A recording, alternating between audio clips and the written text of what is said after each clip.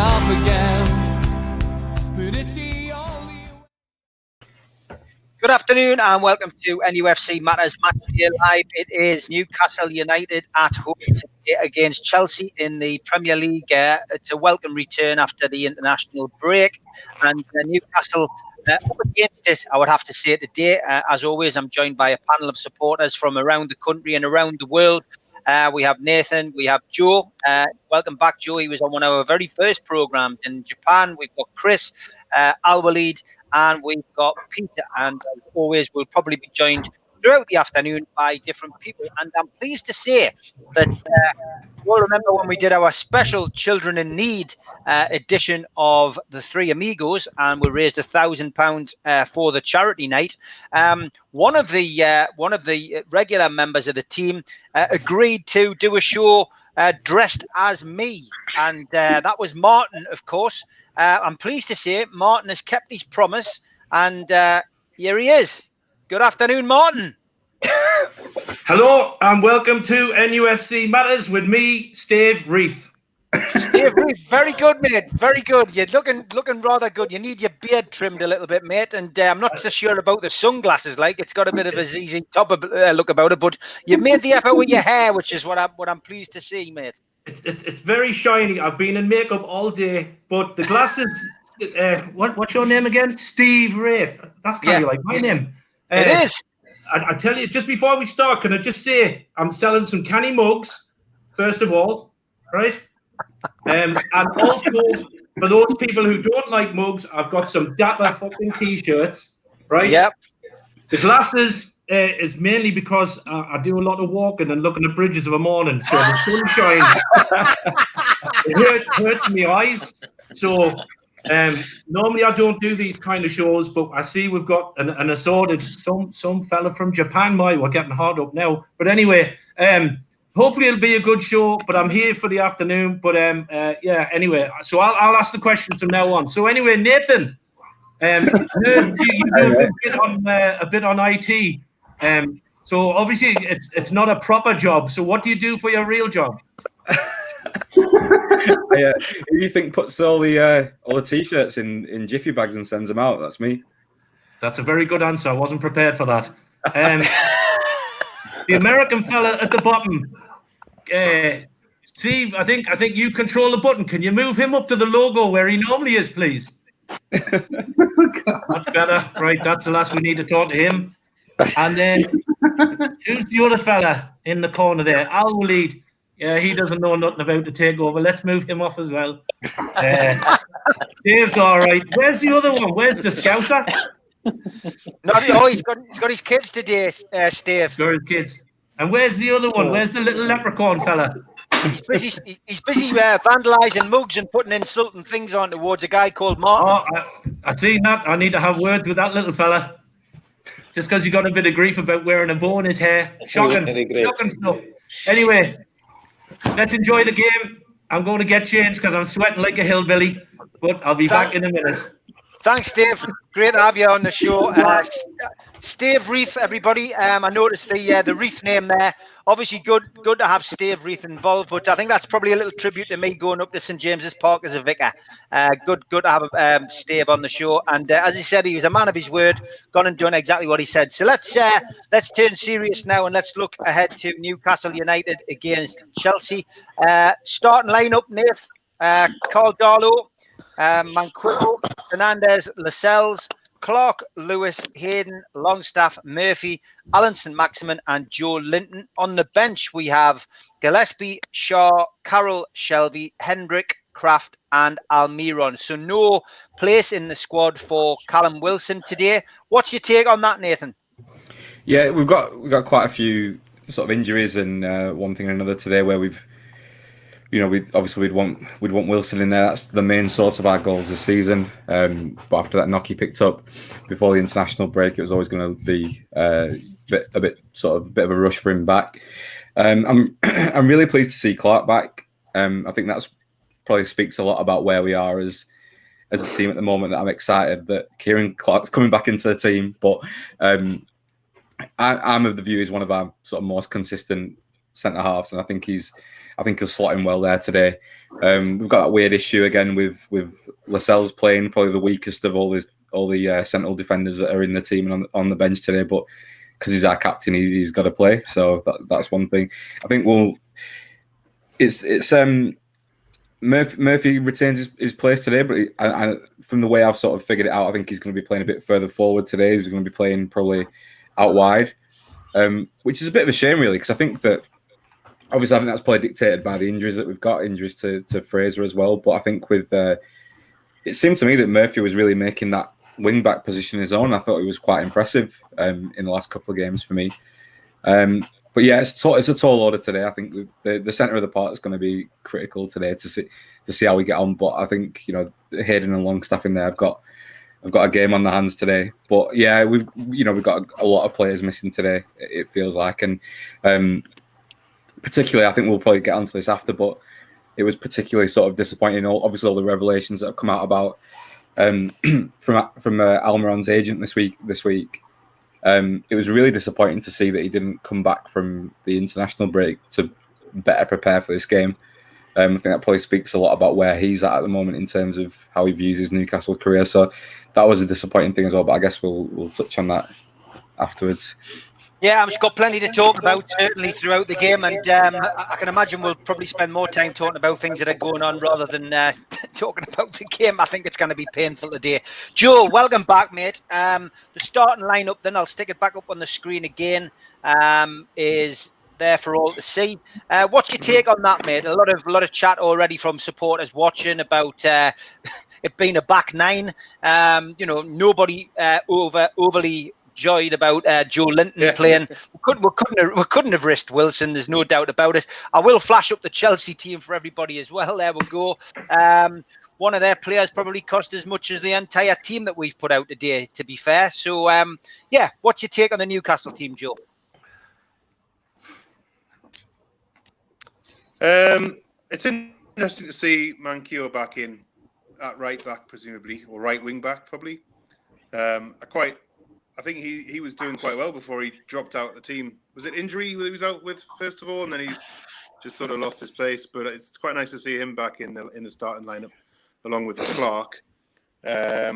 It's not very inspiring having Joe Linton up front, playing as a number 9, which he probably will be on his own, isolated up front again.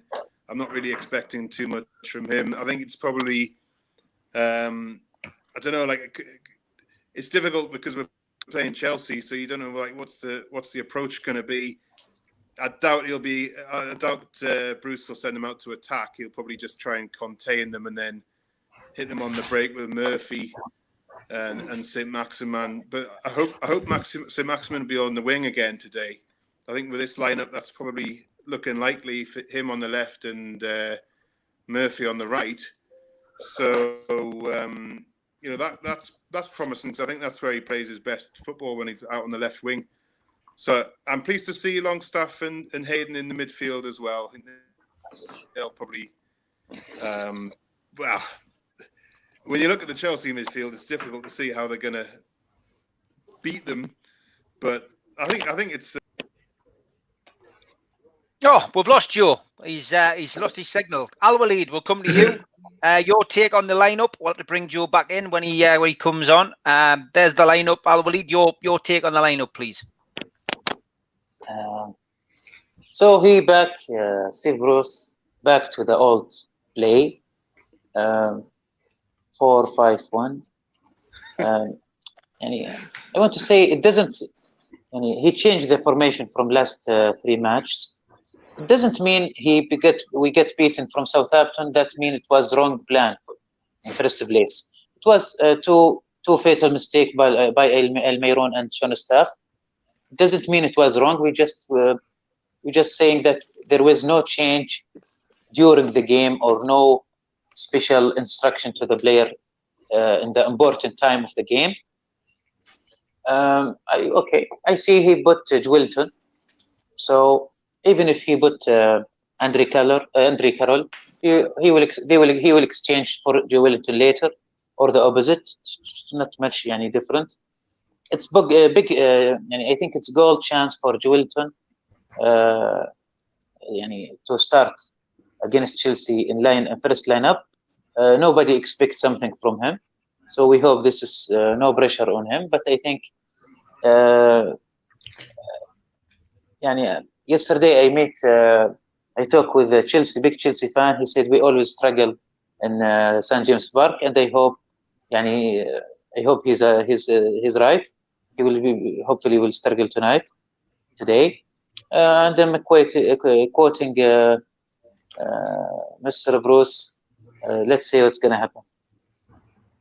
Okay, Chris, good afternoon, mate. What's your take on that starting lineup? Oh, yeah. I like all Walid says, probably like a 4-5-1.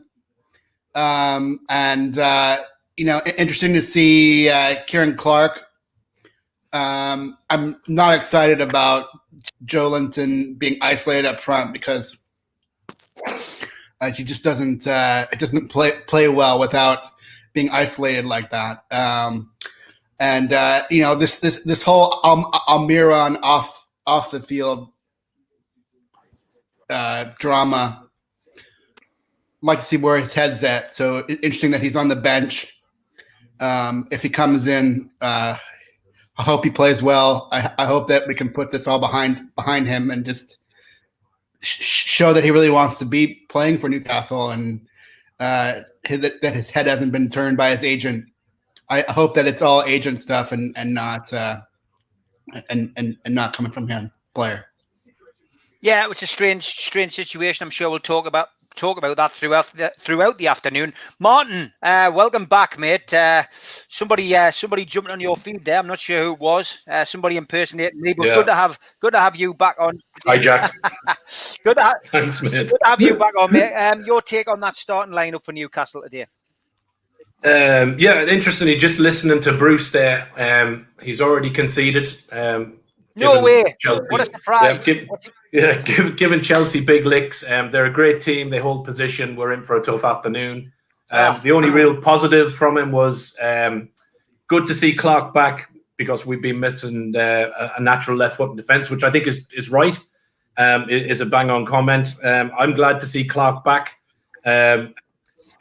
He's gone back to 5-4-1. He's obviously going to try and hold for as long as he can. I can't see us doing too much attacking. I'm glad Murphy's maybe a little bit further upfield. I was looking at the bench then for a few seconds, kind of going, okay, bench is not so bad. And then I looked at Chelsea's and went,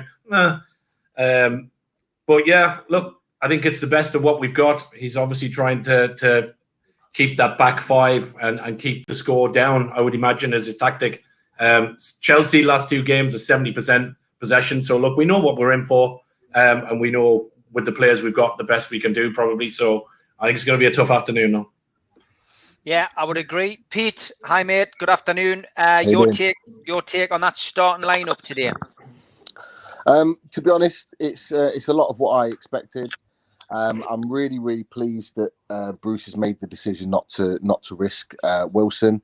Although we all want him in the team, and we all want him starting up top, scoring the goals. You look at the fixtures that we've got after Chelsea's game today. We need him, and we need him fit, and we need him firing. So giving him that extra week's rest, if that's going to make sure that he's 100% and he's ready to go, then so be it. And it was the same situation with Isaac Hayden. And he came out the other day and said he wasn't 100%, which is why he didn't play the last two games. So I'm glad that Bruce seems to be making the right decisions on players with regards to injuries now compared to last season, because we need those players. Those players are key to us moving forward. So, so I'm pleased about that. I'm pleased about Clark being back in the team, not necessarily from a defensive point of view, because he's actually going to be a threat in the opposition's box. He's always capable of scoring a goal. We know what he can do defensively, but actually, with Wilson not playing, he's kind of our goal threat now. So we'll be looking at him getting hopefully nicking a goal today. The team set out, having Clark on that left-hand side. Will be positive. I'm interested to see how Longstaff and Hayden play together.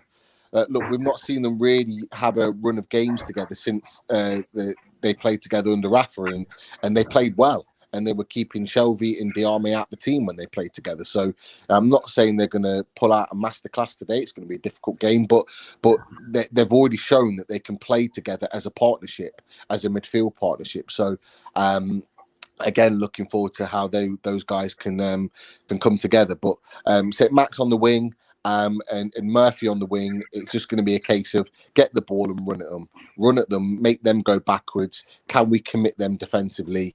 Our best chance of getting a goal today is probably from a set piece, whether that's a corner, free kick, or a penalty, in my opinion. Okay, good stuff. Like you've heard the panel's opinion on Newcastle's starting lineup. Let's have a quick chat about the Chelsea lineup. And Mendy, James, Zuma, Rudiger, Chilwell, Kante, Kovacic, Mount, Ziyech, Abraham, and Werner. And as Martin's already alluded to, a packed bench of talented players. Kepalo, Azcaballeta, Christiansen, Jorginho, Emerson, Hudson-Odoi, and Giroud on the bench for Chelsea. It's packed full of talent, Nathan. I'm already sweating looking at that, to be honest. It really just depends on the mental attitude, I think, with Chelsea. Frank Lampard seems to be making a lot of excuses this week about the kickoff time.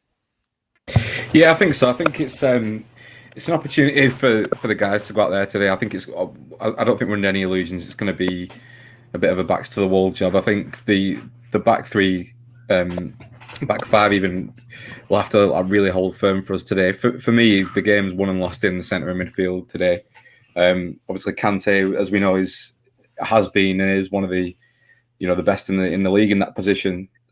So I think, if we're going off the last Premier League game where we had Longstaff and Hendrick in the middle,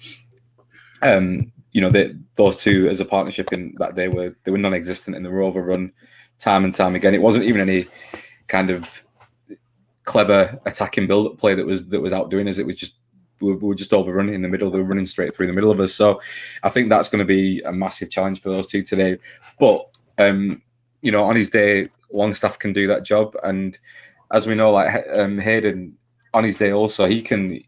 We've seen him have games where he's similar to a Conte type player, and he can do it. He's got it in his locker for sure. But it's just about consistency with him, I think. So it's just whether we can get that out of him today. The lad Ziyech, I don't know how to pronounce his name, but he looks really good. I think he's going to be a threat today. So it's going to be whether we've seen some frailties in Lewis in some of his defending. When he's been up against someone with pace and someone that's got a bit of a turn and a trick in them. So I think it's going to be interesting to see how our fullbacks get on today against that threat. And with Abraham on the other side as well, that's there's a lot of pace coming down those wings at us today. Okay, Al-Walid, the Chelsea team, it's enough to give you nightmares, really, and especially with us having very little up top and having Joe Linton, who's hardly a goal threat. It looks like it's going to be a tough afternoon. Chelsea have got all the aces. It's just whether they're on their game. Let's start with the three positive things. First one, through the history, always Chelsea suffered from St. James Park, especially. Second thing, international players. They have a lot of international players. I'm assuming they are exhausted. Same situation with El Mayron. Third point is Frank Lampard always play open play in his formation, open style. Hopefully, we Saint Maximin, Wilton as well. Hopefully, they will find some spaces. But I hope they have good planning in counter-attack to get the. We will have like 3-4 chances in the game. Hope we can score from them 1 or 2 goals. Frank Lampard, for me, he's like Jurgen Klopp, maybe 5 years ago when he started getting with Borussia Dortmund. More than 5 years. Same style for play, and he doesn't care much about the defense. Still have some mistakes in that area. Hopefully, we take advantage of this today. Okay, thanks, Al-Walid. Good to speak to you as always. Chris, your take on that Chelsea lineup? Yeah, I mean, they've got firepower up front. Abraham and Werner, scoring machines the last 2 seasons. So in some respects, I'm glad that we have Kieran Clark back as a true center back. But I don't necessarily want to park the bus. Like Pete said, I bet our best chances to score will probably come from set pieces. So I wouldn't look for us to score against the run of play. So we got to execute on those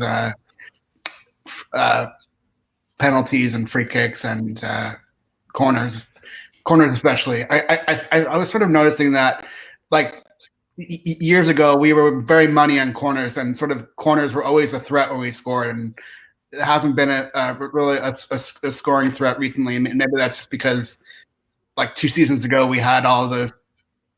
Our leading scorers were like tall defenders, and they were the ones who were heading the ball in on corners and stuff like that. So maybe Kieran Clark back regenerates that threat of scoring off corners.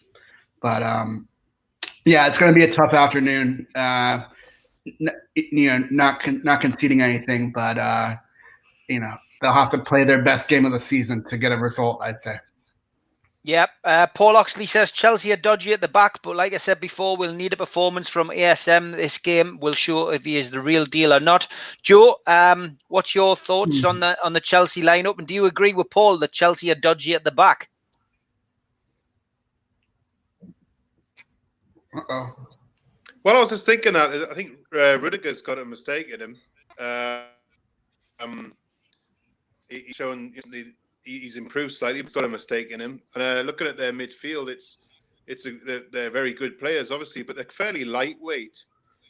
I think if Long can just get stuck in, basically, they might be able to just put them off the stride slightly. Mount, yeah, he's a good player, but he's not very physical, and I think the same with Kovacic, Ziyech as well. I'd say Ziyech, but it doesn't really matter anyway, because St. Maximin's going to smack in a 60-yarder from the touchline anyway. We've seen it done before, so I'm pretty much putting my hopes on that happening again.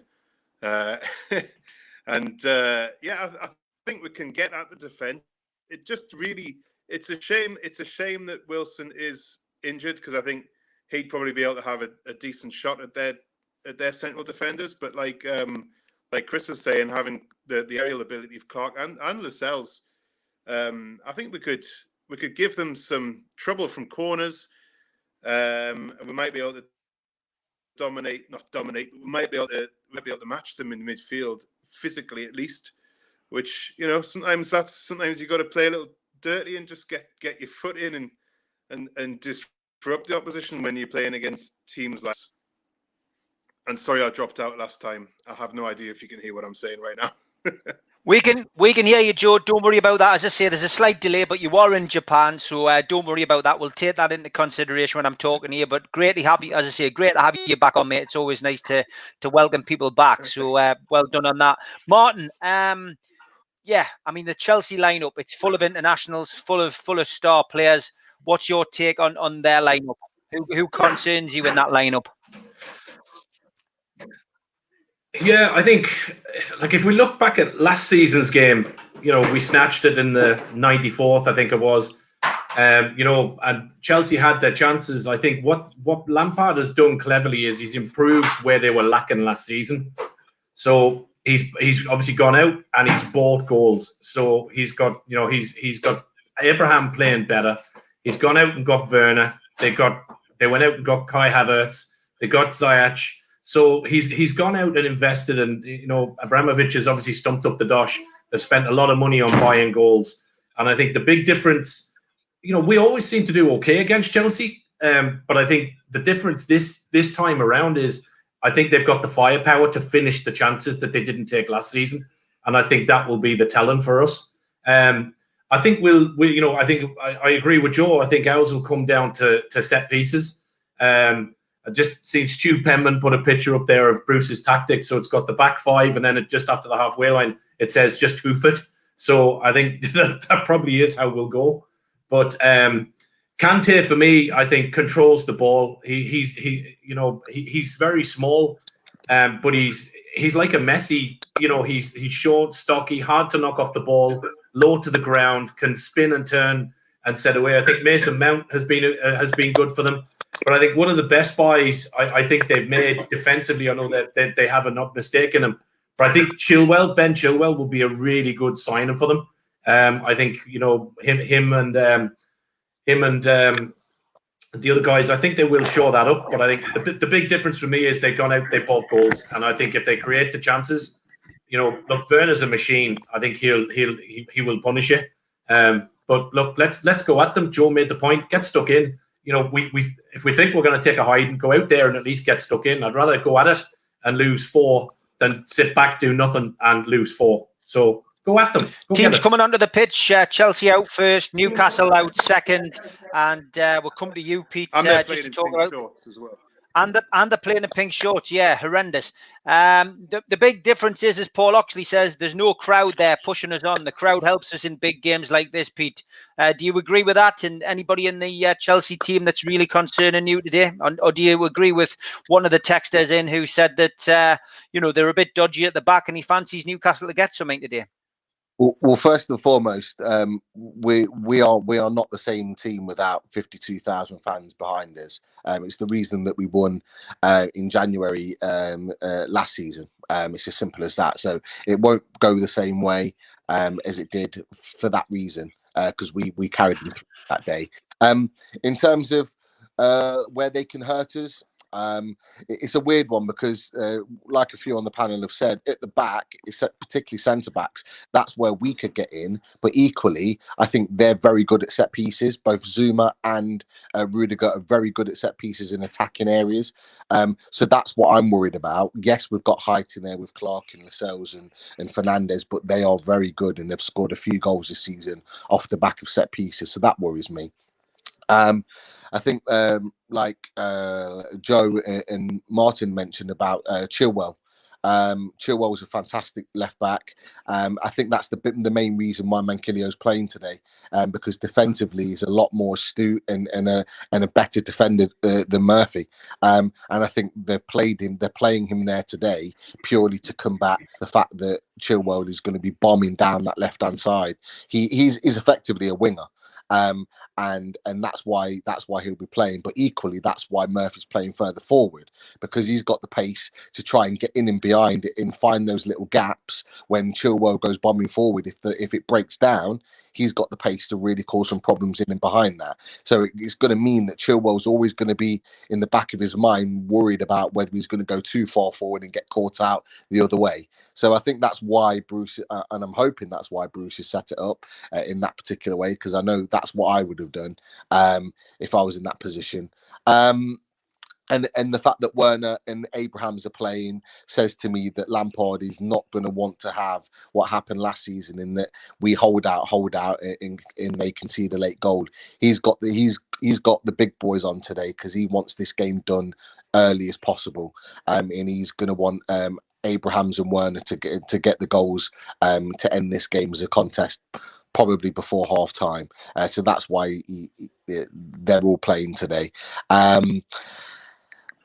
Ziyech is a fantastic player, and like I say, from set pieces, he's the danger man. His ability on the ball is second to none. So we're going to have to keep an eye out for that. And we cannot afford him to have any time and space on the ball. Whoever's marking him has got to be touch tight.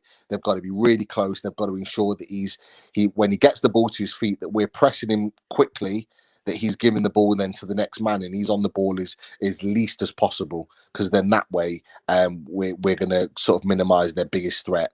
So they've got threats there, but look, this is I think one of the guys said earlier, this is a bonus game for us today. We're not expected to win, even though at home. So let's go out there and put a performance in and really go at them and show what we're about. Okay, prediction from you, Pete. I'm going to be positive today. I'm going to say that we're going to score. That's as far as I'm going to go. I think we'll lose 3-1. Right, okay. Welcome, Spenny. We'll come to you in a minute. Martin, your prediction as the game kicks off. I'm going to go. I would love to be positive, but I'm going to go Chelsea 2-0, unfortunately. Chelsea 2-0. Joe, your prediction for the game? So all set to go here on an immaculate surface. Well, we've got the home crowd behind us, so I'm going 1-1. Be positive. Okay, 1-1. Joe goes for. Spenny, good afternoon. I had to mute you there, mate, because I think I heard the commentary coming through. I can't have that on the broadcast, as you know. What's your prediction, Spenny, for today? I think we'll get beat 2-0. 2-0 from Spenny. Good stuff. Okay, Chris, your prediction, please. Gosh, I usually say the same thing as Pete, so I'm a little torn here because I was gonna go 2-0 like Spenny, but I'm gonna be a little charitable and say I don't know where the goal is coming from, but 2-1 loss. I'll lead your prediction. Chelsea. 1-1. Nathan. I think we're going to get beat 4-0 today. I think I've been confident in some of these other games leading up to against some of the bigger sides, but after that performance against Southampton, I'm left with little confidence, unfortunately. Well, I went early with my prediction yesterday. I went 2-2, but that was when I thought Wilson was going to get a chance of playing. With Joe Linton up front, I'm not sure, but I'm not going to change it. I said 2-2 yesterday, so I'll have to stick with 2-2, unfortunately. Spenny, welcome to the show, mate. Your take on that starting lineup for Newcastle, are you happy with it? I'll just put it up on the screen there, mate. There you go. I wouldn't have put Joe Linton in. I would have put Carroll in. The midfield looks all right. They're up. The defence, I placed Clark's back into the team. Yeah. Hayden's back, so that's a good thing and all. So it looks decent enough what we got. I'm pleased Wilson's not playing in case he got injured like worse, you know what I mean? So yeah, that's a bonus. So well, BT's got us down as potentially playing 3-4-3, which is what Chris has just said in the chat there. So yeah, I mean, it's interesting. We'll see how it goes. We just got to hope Newcastle are a bit more direct, and it's not the case when Joe Linton's playing up front that we'll play direct. So it'll be interesting. But yeah, I just hope that the crowd not being there, doesn't play its part, because I have to agree. I think it was Paul Oxley made the point essentially that not having the crowd there has played its part. Somebody asked earlier, what's your favourite goal against Chelsea? Nathan, have you got one? I mean, the Cisse one is in recent times is probably hard to beat. Yeah, both of the Cisse goals in that game, they were both fantastic, weren't they? They were because everyone goes on about the second one, like the curling effort, but the first one was good as well. He kind of chipped it up for himself, didn't he, and put it away. That was both great goals. Yeah. Yeah, Al-Walid, have you got a potential favourite goal that you've ever seen in this game, or is Cisse's the number one for you? I didn't see much, but I saw Cisse goal. I think, so I can say Cisse goal, of course. Okay, Chris, any particular memories against Chelsea or goals against Chelsea that you've got? Yeah, everyone's saying Cisse, but I'll just be contrarian and say Hayden last season was great to get a last minute win. There's being in London, obviously all of the London clubs are around me, but I particularly love to beat Chelsea. There's just something about Chelsea fans down here that's just annoys me because they're just, I don't know, posh or something, or just the whole thing about Chelsea fans. I just can't abide them. So Chelsea breached Newcastle's back four there, or back three, or back five, or whatever we're playing. Haven't really managed to grasp it yet. But Darlow with another wonderful save. Tips it wide, and Chelsea showing their intent within the first 5 minutes, and Darlow doing what he does best, which is keeping the ball out. But it's going to be a long afternoon for him. For me, my favourite goal against Chelsea for sheer joy is the goal that Rob Lee scored against Chelsea at Wembley. Shearer's cross, and Shearer scoring in that wonderful semi-final under Bobby Robson. So not technically the best goal, but certainly a goal which I enjoyed massively. Spenny, any memories against Chelsea? Any goals which stand out for you, mate? Well, you jumped in before me because that was my goal and all. Oh, sorry, mate. Sorry. Well, we can share. We can share. I know. That was a brilliant goal and all. I love that. I was, for what it was, like I said, down Wembley. Really good goal. Like top corner and all, wasn't it? There was one that Les Ferdinand scored as well, Spenny, I remember, down when might have been the 95-96 season. Was it an FA Cup equaliser? Might have been later. Just trying to think. Was Ruud Gullit manager? I don't know. I'm trying to think. Quarter-final, wasn't it? Was it the quarter-final or something? So I can't remember. Yeah, somebody in the chat will put us right. I would need to check up on that. But I remember Les Ferdinand. It might have been under. Did he play under Ruud Gullit or not? I'm trying to think. No, it was no. It was I think he scored an equaliser in a 1-1 draw against Chelsea, but I might be wrong. I might be thinking of it. He didn't play under Gullit, like, because Dalglish sold him, didn't he? Dalglish showed him. That's right. So it must have been either under Keegan or it might have been under Keegan, not Dalglish. Keegan, yeah. So it might have been that. But yeah, interesting. Somebody will put us right in the chat anyway. Joe, got a favourite game or goal against Chelsea?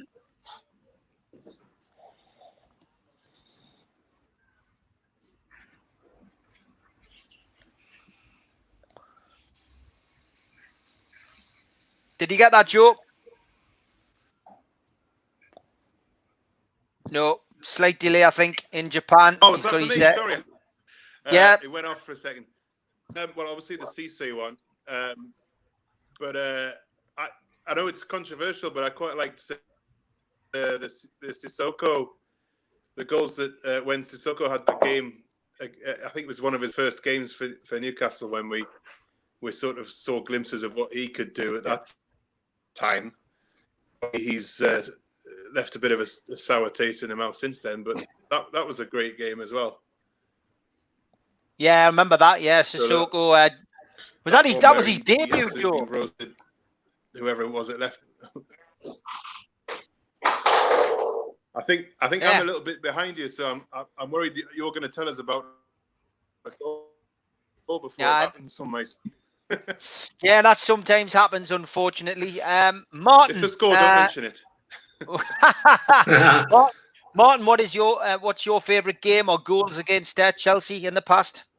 Yeah, it literally just flashed up on the screen there about 2 seconds ago. Shearer's turn and shot against Chelsea when he was backing into Marseille Desailly. And he obviously, Desailly tried to get right up behind him. Shearer kind of bundled into him, let him get right beside him, stepped 2 yards forward, turned, swivel and shot. I think for me was one of our best ever goals against Chelsea. Cisse's was a cracker because I remember seeing Drogba's reaction to the goal afterwards, looking across the pitch and kind of going, whew. But yeah, we've had a few. But Shearer, for me, I think just the fact that Desailly was a world class defender, and Shearer just backed into him, stepped off 2 yards and struck it. I think it was just that and his volley against Aston Villa. I think were probably two of Shearer's best goals.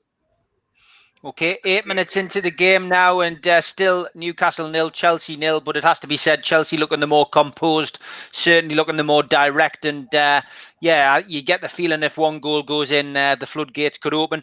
Pete, favourite game against Chelsea or favourite goal? My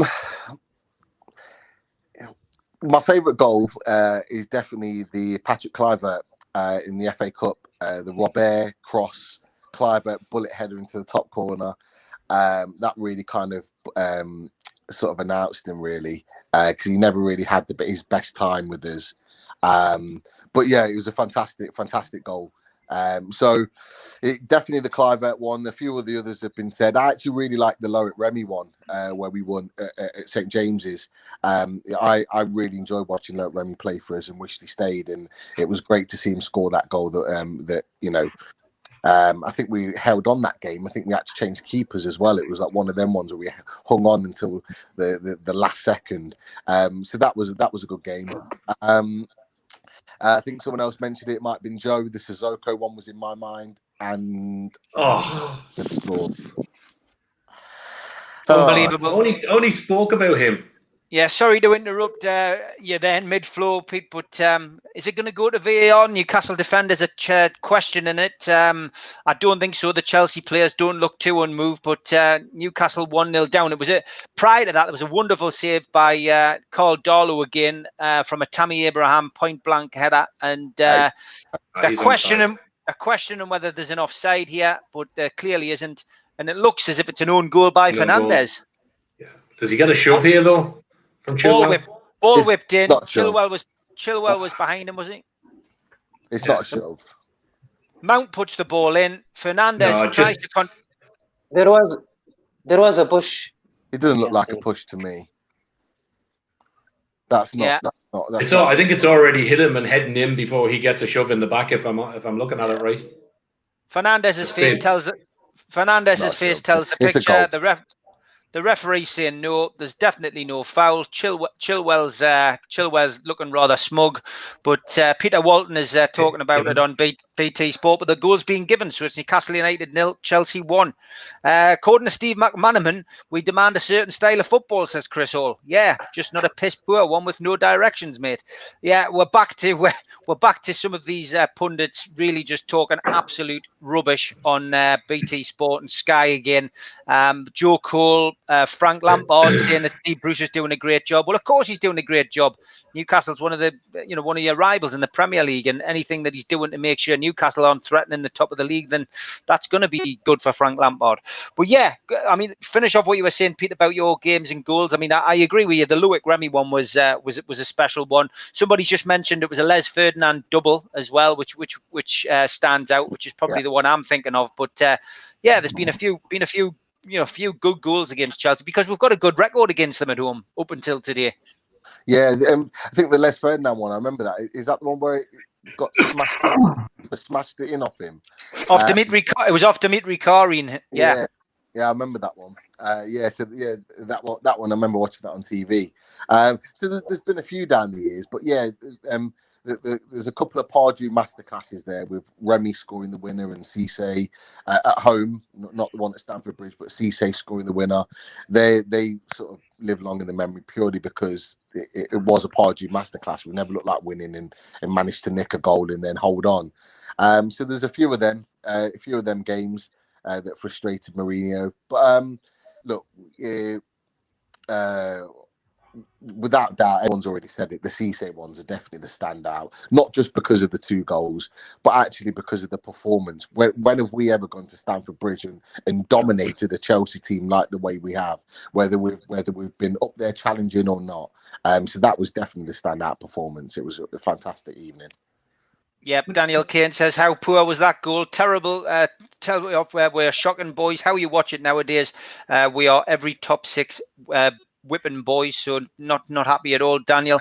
Paul Oxley says game over already, and Barry Hogan says this is going to be a 6-0 game, matter of time before Abraham scores. Mark talking about his favourite goals and games against Chelsea. Andy Cole's opener, 1994, 1995, Chelsea 4, Newcastle 2. Yeah, remember that one very well. So Nathan, almost 15 minutes in to this game, Newcastle 0, Chelsea 1. What do you make of the show so far? Yeah, I think it was one of those games where we had to keep it tight early and give ourselves a good chance of getting to those landmarks, getting to half time, with it being a reasonable score. And we've kind of done the exact opposite of that. We've just let them walk through us again. So the build-up play for it was quite scruffy. Losing the ball in the edge of our area again. I think that's happened. That's the 3rd time that's happened in the last 2 games now, where we've given the ball away at the edge of the area and we've put ourselves under pressure. So I think it's a lot of schoolboy errors that we're making. We're sitting back now, and I think it's a case of, we've seen this before where we've gone 1-0 behind against Tottenham, against other teams as well, where we just look to sit and hold on now and hope we get a free kick or a corner or something later on in the game. That's the way that's the way it looks like we're playing it for now. Although I think I'm quite a few. I think I'm about a minute behind. But it looks like we're having a bit of an attack at the moment. But I guess we've not scored from it because you guys haven't cheered. So. Don't fast forward a minute, mate, because there's another chance for Chelsea, which I've just watched. Timo Werner with a lovely ball across the box. Put it this way, Alan Shearer would have put Chelsea 2-0 ahead.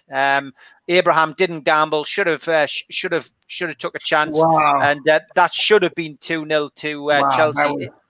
It should have been. I believe we've got like 5 at because, like you said, they've built it as a 3-4-3, but I think that's what Bruce will say to make it seem more attacking than it is. But it's, you know, we all know it's 3 at the back and 2 wing backs that he's counting as midfielders. So it's unbelievable that we've got this, you know, we've got 3 at the back there, but we're just getting our fullbacks, we're getting run all over the place. I've just seen the chance now, actually, like our fullbacks are nowhere to be seen. They're supposed to be up and down that pitch, but yeah, miles out of position. And we just get him run through, and it looks like our centre halves don't have the legs for these two going forward either. So Tom Lynch says it can't help when the manager has verbally waved the white flag before kickoff. Dave Harrison says not a bloody clue. Plan B, we haven't got a plan A. John Davies just says it's going to be a Werner hat-trick. Golf and Geordie says my 9-year-old runs more than Joe Linton. Lazy or what? John from QTech, who is one of our sponsors, qtechshop.co.uk, says 1-0 down at home and still 10 behind the ball. Is he trying to defend a defeat? What a clown. Stu just says this is going to be a mauling. And Daniel Kane says, why is it so easy for them? Why cannot 5 defenders get rid of the ball? David Crone reckons it's a 5-4-1 formation. Just says yikes. And Jason says, my stream's mile behind you guys. I'll rejoin you at half time. Okay, Jason, no problem. That is the problem we do have occasionally. Barry Hogan says, is Lampard going to twist about a lunchtime kickoff now? I doubt it. And Life Gold says, how many would Cristiano Ronaldo score in this Newcastle United side? We barely create a chance. Yep, that is the problem, unfortunately. Al-Walid, it's not looking good. A lot of the panel predicted that we would probably lose this game. 1 or 2 predicted this could be a game where we lose by 3 or 4. What's your take on this opening 16, 17 minutes? First thing, the goal for me is I saw there was a push by Chilwell, and the good thing about Chelsea, you didn't know how to score. They all attacking the ball in the game, and we see the left back score. As you see, there is a push. It's easy, can be called off. So it's on goal. I mean, it's considered on goal. Anyway, 1-0. It's not a problem for Steve Bruce, because he's in his mind. He can control the game. He can still have a chance to score 1 goal and get a draw. But if second goal get forbidden, if we get a second goal, we concede, we can say goodbye. Good luck for next game. Al-Walid, I think you've replaced Daz on this cast today, really to try and give some positivity to it. Unfortunately, I don't think many of us are feeling it. Dave King says Bruce's 1970s tactics are amazing. Chicken Oriental says Bruce Ball is bad for everyone's mental health. Mohammed just says no crowd plays a factor as well. You are right. It is awful at the minute, Chris. I can't take any positives out of this. This is men against boys. Yeah, I mean, I'm only noticing like that you guys have nicer weather up in the Northeast than we do down here in London. That's my one positive out of the game so far. So not much. The sun shines on the righteous, Chris. That's great. Hopefully we've got sunnier days ahead, but not looking so great. Nope. So 18 and a half minutes gone. Newcastle United 0, Chelsea 1. Spenny, often you speak very straight language, mate. What do you make of this so far? Well, really crap, isn't it? You can't even pass it out, can you? Can't even make a pass at the moment. There's something now when Kieran Clark's the top scorer on the pitch out of all the players playing. He scored the most goals for Newcastle. 10 goals. Just shows you what team's out there now. Really shit. Thanks, Benny. I knew you'd get straight to the point. Joe, your views on this opening 15 minutes to you. I think you're a few minutes behind us. What's your views, Joe?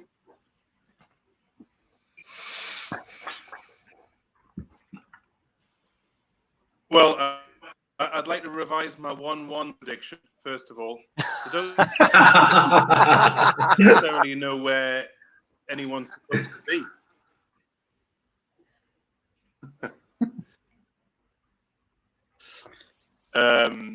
It seems like, I saw Joe Linton before just flicking the ball back into absolutely empty space. There's only a Chelsea player there. They need to have a little bit more awareness of where the team are perhaps this new formation that with slightly different has flummoxed them or something. But it seems like there's a lack of communication at the moment, struggling.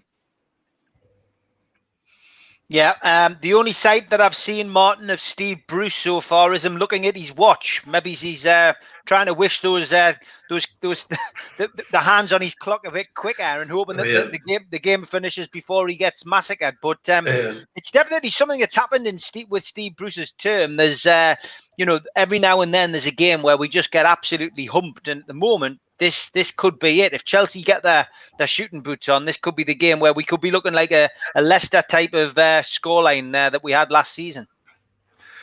Yeah, I mean, there's nothing pleasing from our lot at the minute. Interestingly, just looking, if you look at it there, you can see Werner's started to take up a position just sitting between the two lines, just off the left of Abraham, where he's sitting in between midfield and the defence. I think for the goal, I think, I take Al-Walid's point, but I think Fernandez could have done better there. He's facing his own goal. I think he's facing the wrong way for me defending. Why is he not face on? I don't understand that from him. But there's nothing in the middle at the minute. Like Ziyech and Kante are just pinging balls backwards and forwards there. Hayden is chasing circles along with Longstaff. If you're Chelsea, you don't even have to double up on Lewis because nobody's helping him anyway. You kind of know what ASM's going to do. So it's not pretty, Chelsea with all the possession, which we expected. But just the other thing I was laughing at before, listening to Joe Cole, who said Steve Bruce coming in has steadied the ship and given us a defence to build on. Dear God. Dear God is right. Joe Cole, obviously auditioning for Peaky Blinders on BT Sport today. But it's these pundits are just starting to get right on my. I won't even say it.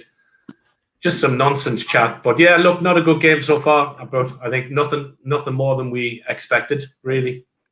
No, 22 minutes gone. Newcastle United 0, Chelsea 1. Pete, there's nothing positive in this performance again, mate. It's absolutely dire to watch, and I'm just the only grace is that I'm not actually sitting in my seat watching this rubbish. Yeah, it's absolutely dog shit. It really is. It's awful to watch. And just to start with, just add Joe Cole to the list of Steve McManaman, Danny Mills, Danny Murphy. You can go through the list. Just add him to the lot. Rio Ferdinand, chuck him onto the top of that list. Of guys that know nothing about the club, nothing about what we as fans have been watching for the last year and a bit. It's just a joke. It's infuriating. You know what? Us as fans watching this right now in different parts of the world, watching this game, we have a right to be infuriated by this. It's an absolute joke.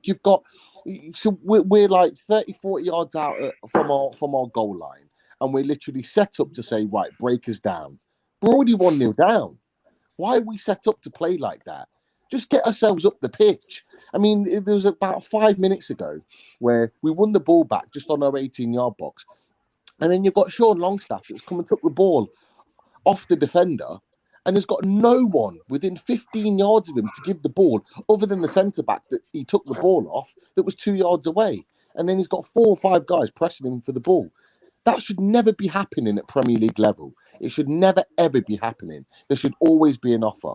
Again, we've got St. Maximin going on 5 or 10, 15-yard runs and getting the ball and doing something with it. But then it's just going to nowhere. And that's not his fault. It's because he should be doing that further up the pitch. But because we're playing so deep and so defensive, he's not got an opportunity to. And it'll be the same again. We'll get to 60 minutes and he'll have made 10, 15 of those type of runs and he'll be absolutely shattered. And then he'll just get hauled off because he's too tired to finish the game. And it's the same again and again and again. Go on. Halfway from the halfway line. We should be going out there and attacking this team. We're the home team.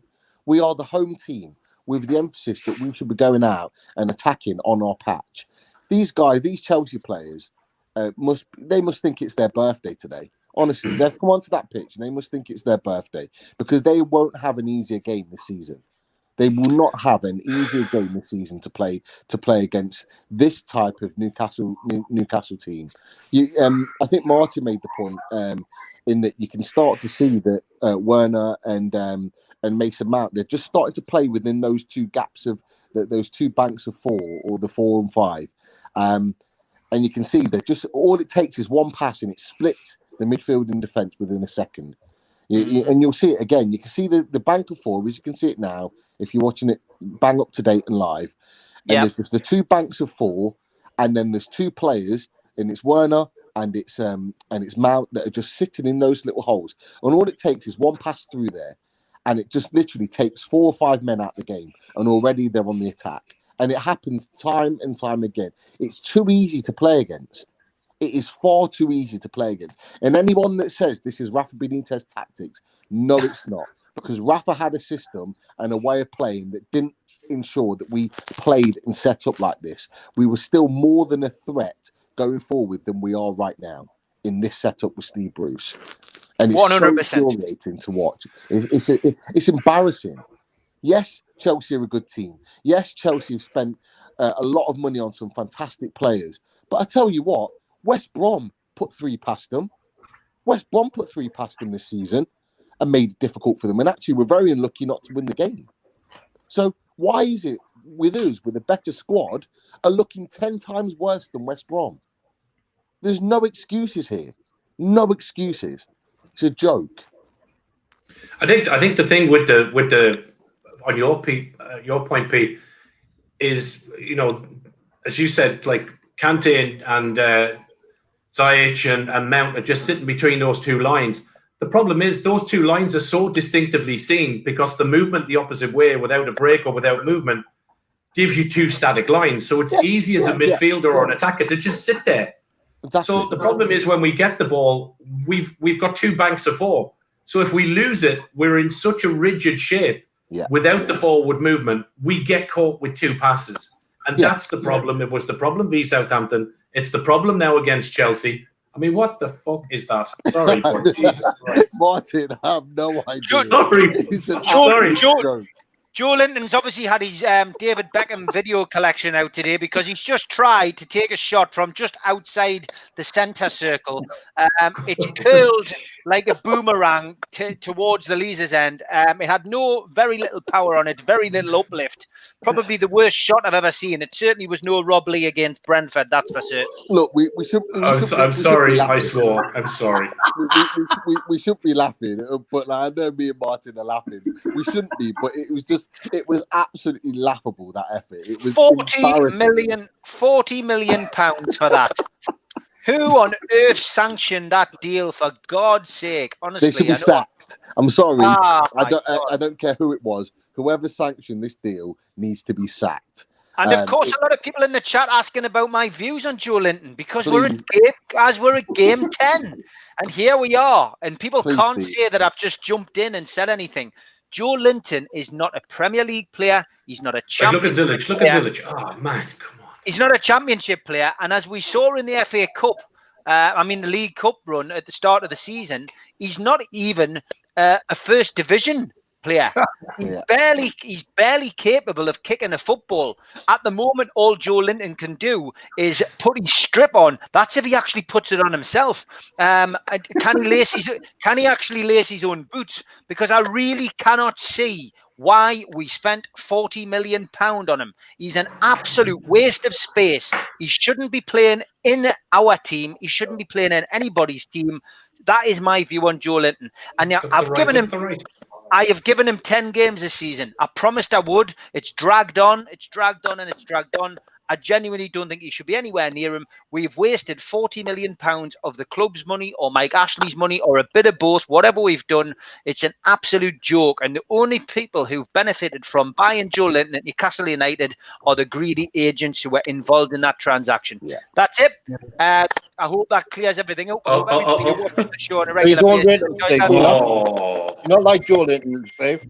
No, to be honest, I called him out right at the start of last season, but people didn't like it. I was being cruel. I was being a bully. I was, this, that, and the other. I was giving my opinion. I personally know a footballer when I see one, and I'm telling you now, Joe Linton is not a footballer. And when you spend as much time as I do with the likes of Malcolm MacDonald, usually during the season, he tells me exactly the same. I tell you, I'm going to listen to somebody who scored, a lot of goals in football. Whether that guy's capable of playing, and he clearly isn't. So, Steve, got a lot of, yeah.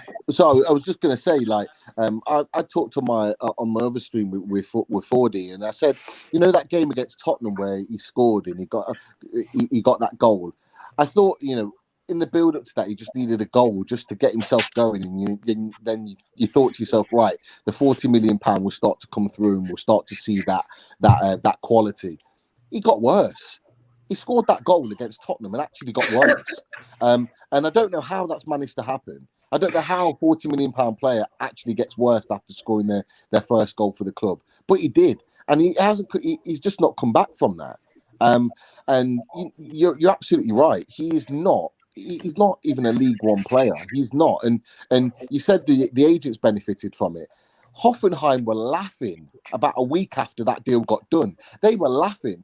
I think they come out with an article about a week after he signed for us, saying that that he weren't even worth £40 million, and they were lucky that they got the money that they did.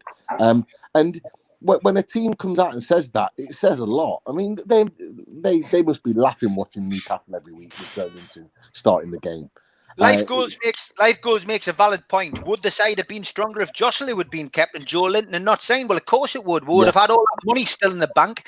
We could have used it to buy other players. We could have bought 3 good players for the price of a Joe Linton. And Joselu, I know he wasn't everyone's favourite player because you looked at him and thought, well, he's absolutely useless. He scored a few crucial goals. At least he looked as if he was interested when he played. He ran his heart out for the team. He did try his best. Again, he wasn't brilliant, but you knew what you were getting when you paid peanuts for him. But yeah, I mean, hit it. Newcastle on the attack. Alisson Maximum with a back heel. Oh, what the? God's sake! Just He should have looked at a more simple pass there, but it's nice to see Newcastle getting forward. I've got to pick out Murphy. Murphy did get through before, but Chilwell, who seems to be having a blinder going forward and defending at the moment, has probably done quite well. But Chelsea are back up on the attack again towards the Gallagher end. Little ball in. Werner's calling all kinds of problems as well in there, but Newcastle defend and get it away. This is a mess, Nathan. Nathan, let's talk a little bit about what the big news was yesterday. As I said, we'll probably deviate away from this game because it's an absolute nightmare. What was your view on the Newcastle United supporters consortium news that broke the interview with Liam Kennedy? Yeah, I thought it was very interesting. I think we'd perhaps been waiting for some further correspondence because I think if anything, all the supporters consortium limited, they've been very timely with their updates. As soon as anything's come through, they've not held back and they've kind of released that and when they've had a response from the Premier League, they've considered it for a day and then made some sort of statement about it. I think it's my sort of point of view of it really is that I think there's some question marks over the standpoint of the consortium supporters group because I think it's difficult for them to sort of litigate from their standpoint, not being sort of involved in the deal. But then I think there's, like Liam said, I think there's a lot more going on than that. I wouldn't be surprised if, for me, I think the sellers and then the consortium group, I think it's a joined up approach by this point. I think it has to be. I think it's the only thing that makes sense to me that they're both working very closely together. I think if nothing else comes of the sort of anti-competition litigation, I think if nothing else comes of that other than, I think what could be the most crucial thing to come from it is the fact that it made the Premier League release briefings to the reporter and mention the ongoing legal case, because I think that just gives more credence to the fact that the Premier League are very underhand, very shady in the way that they deal and the way that they operate things. I think if anything, if nothing else comes of it other than that sort of admission that they brought confidentiality, making the Premier League look even worse in further ongoing matters in these proceedings, then I think that can be considered a win in and of itself, to be honest. So yeah, I think it's pressure that's bubbling and building to a conclusion almost.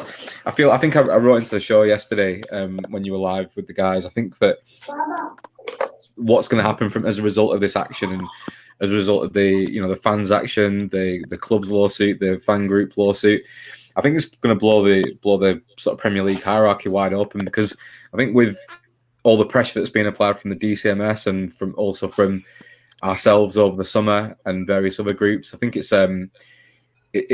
crumbling, isn't it? The walls are kind of crumbling down of the Premier League, and I think they've been shown up left, right, and centre. They've had. I don't think I recall a year where they've had such a disastrous year in terms of obviously the COVID situation, but in terms of their PR, they're shot to bits, aren't they? At the moment, they're just putting out fires left, right, and centre, and it's all these cases stacking up on top of each other. That's the last thing that they need. There could be further issues, like obviously with the government stepping in to be involved in their affairs, which they won't want as well, because that'll take off a layer of secrecy of what's actually been going on behind the scenes. I won't be surprised if they're in a lot of hot water with a lot of the lower league clubs, because they've been stalling on these packages, these bailout packages as well. So yeah, it's not the hot seat in the Premier League is not one that I'd want to be in, that's for sure. No, definitely not. Jeremy Cloughlin says, great to finally watch a live game with you guys from Australia. Welcome, Jeremy. Colin Wilson says, Jeremy, you'd be better off watching home and away than watching this match today. Just go through a few more of the other comments. Keith says, fantastic back passing and losing the ball. What a bollocks turning it off. Matty says, has Joe Linton really just had a shot there? Well, St. Maximin had a shot. It went over the bar. It did seem to take a deflection, and we got a corner. But then Timo Werner's gone up the other end, dribbled past our entire midfield.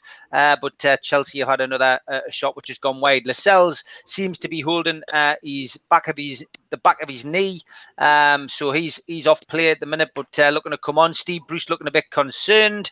But yeah, still Newcastle United 0, Chelsea 1. Local hero, that shot was crap. I've had more power in my thoughts just talking about the Joe Linton shot. Dave Harrison still can't believe that he's seen a 40-yard shot from Joe Linton. Colin Wilson is delighted with my opinion of Joe Linton. That's better, Steve, been a long time coming.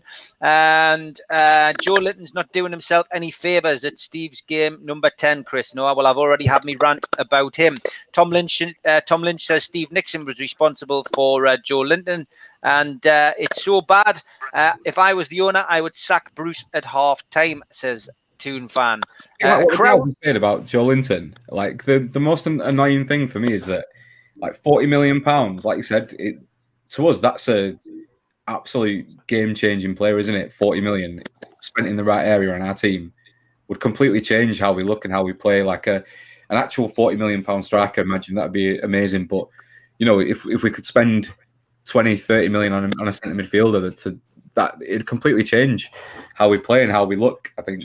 And it's so frustrating, isn't it, that we've wasted the first time we've ever spent a sum like that, and we've wasted it on a player like him. It's Newcastle United all over, isn't it? Yeah.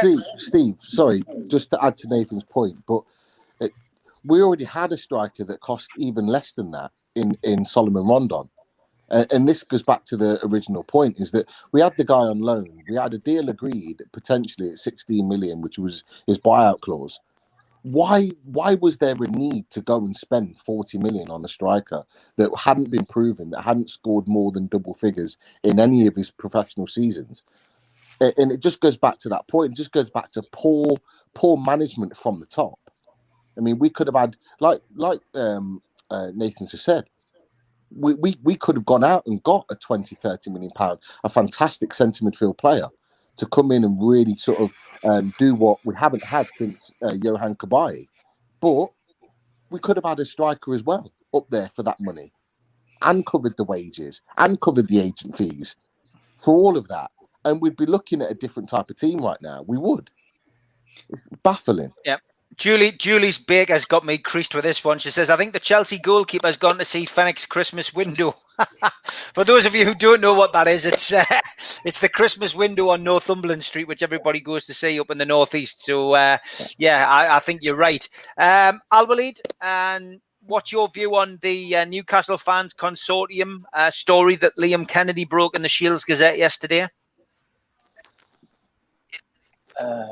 I saw today their account have a problem with the account. I hope it will go well. It's maybe some just registration issues, hopefully. Apparently it is just something like that. It's a technical issue, so there's nothing to be worried about. There's nothing suspicious. We have heard from the guys at Newcastle's Fans Consortium, and that account should be back up and running within the next 24 hours. So there's nothing suspicious, I'm pleased to say. Yeah, I read everything related to the letter and the Premier League letter, and they are now we are happy. More that's been joined together. We understand a lot of things. We become for ages in the dark, and I think it was translate some or show some light on what we've been missing. Tottenham rejecting deal. It was a surprise. There's been said 3 resources confirm this. Again, stagnant water. No stagnant anymore. More pressure from different side on the Premier League. Hopefully, it will shake things up in our direction. And I hope coming days. I hope we hear something also more positive regarding the whole situation. Okay, Chris, your views, mate, on the Newcastle Fans Consortium stuff. It was a great article, a lot coming out of it. And I think essentially what we got from that was that all the positivity which we've tried to accentuate on NUFC matters has been well justified. Yes, since Al-Walid didn't mention it explicitly, I was starting to join the dots there. I don't know if it's the same dots that Liam was originally talking about, but I thought the most interesting part of that article was the opposition of Tottenham, because Tottenham was keen to get taken over by the Saudis in the first place, in like a $3 billion deal. And since that was not going forward, they didn't want anyone else playing in the sandbox, so to speak. So they were going to oppose a deal that was 1/10 of a $3 billion deal. So it's interesting to see. You can understand sort of why Liverpool is sort of against foreign investment takeovers, especially because they've kind of owned the North for the last couple of years with their side, and that they don't want to see Newcastle be a rival with an injection of foreign money. But to have Tottenham also be the objector, it becomes clear now that the Tottenham objection was because they want to be taken over by someone that has much deeper pockets than Daniel Levy, and to have the Saudis approached, but then say, no, we're actually interested in reviving Newcastle, as some writers have called it the last club in the Premier League worth investing in, and I still see that potential. So it's becoming clear that some of these other clubs in the Premier League are trying to have a veto over Newcastle affairs, and you can see that going directly into the whole project big picture and trying to create this stratified Premier League where the top 6 clubs have a veto over the rest of the 14 clubs.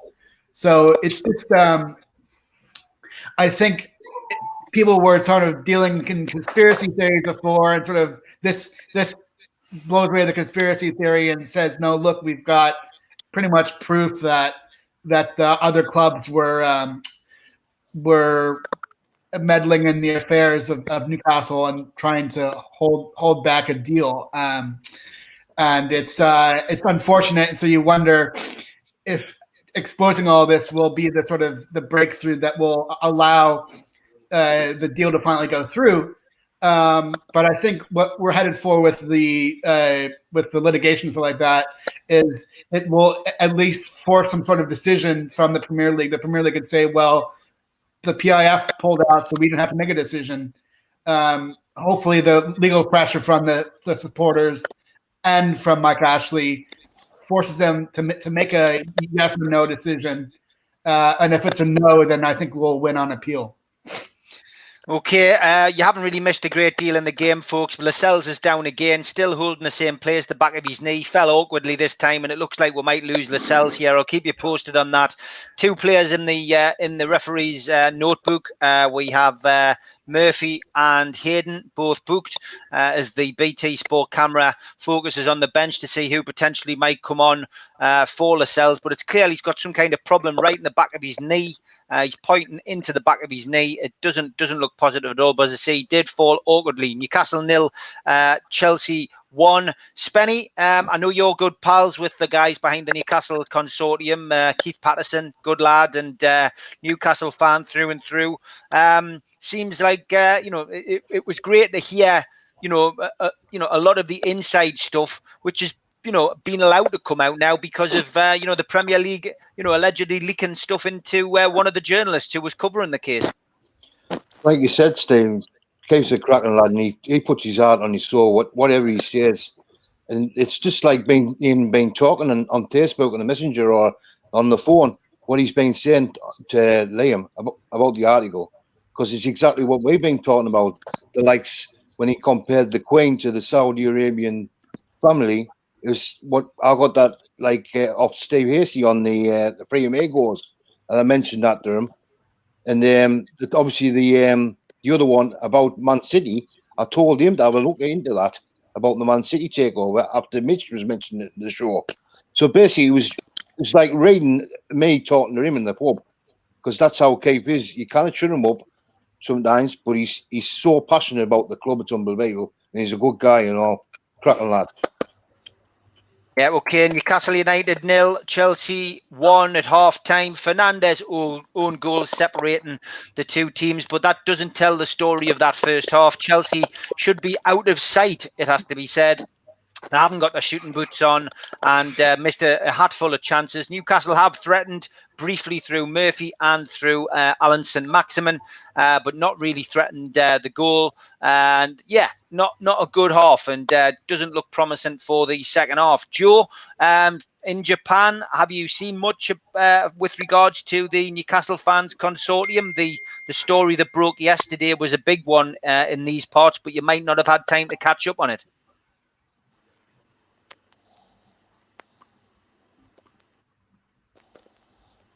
No, I've had plenty of time. I barely do any work. I read the Athletic article and I read Tim's up. Yeah, it's. I think it seems to be heating up a little bit. It's getting exciting again. I just hope that. The idea of legal challenges going on at the same time, stretching the Premier League's capabilities.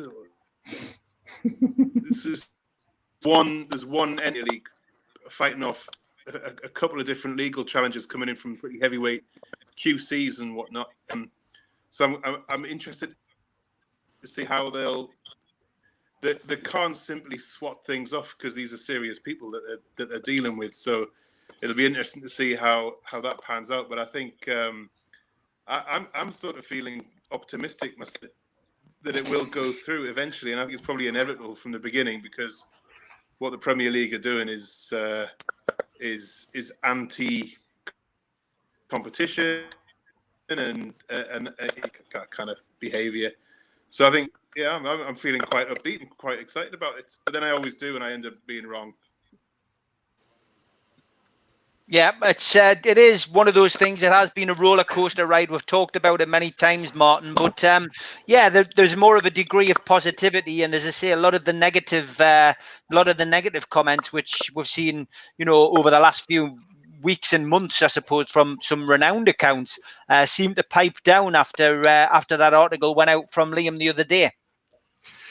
Yeah, I think, look, from a point of this group, I think we've always stayed very positive about whether it would happen or not happen. And I think, with a deal as big, I think Chris made some good points.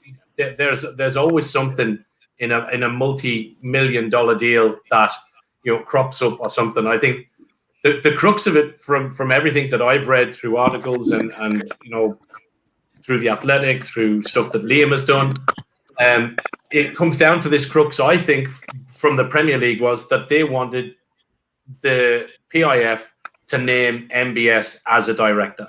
Yeah. And I think there was a play on that for that to happen. And the Saudis, quite rightly, went, sure, similar to the thing that Steve Hasty said, sure, the Queen doesn't put her name down on an arms deal done to Saudi by the British government. It's nonsense.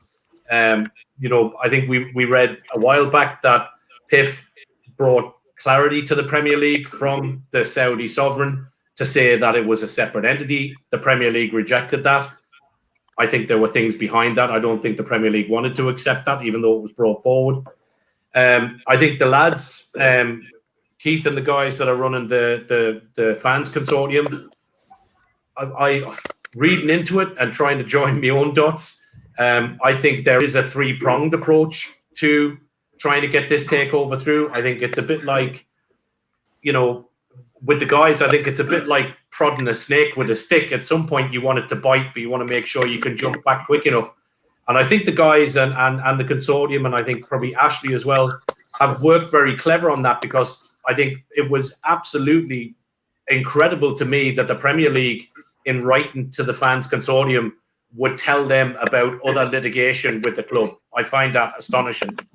And I think that was a big mistake from the Premier League, in my opinion. I think it was a real game changer.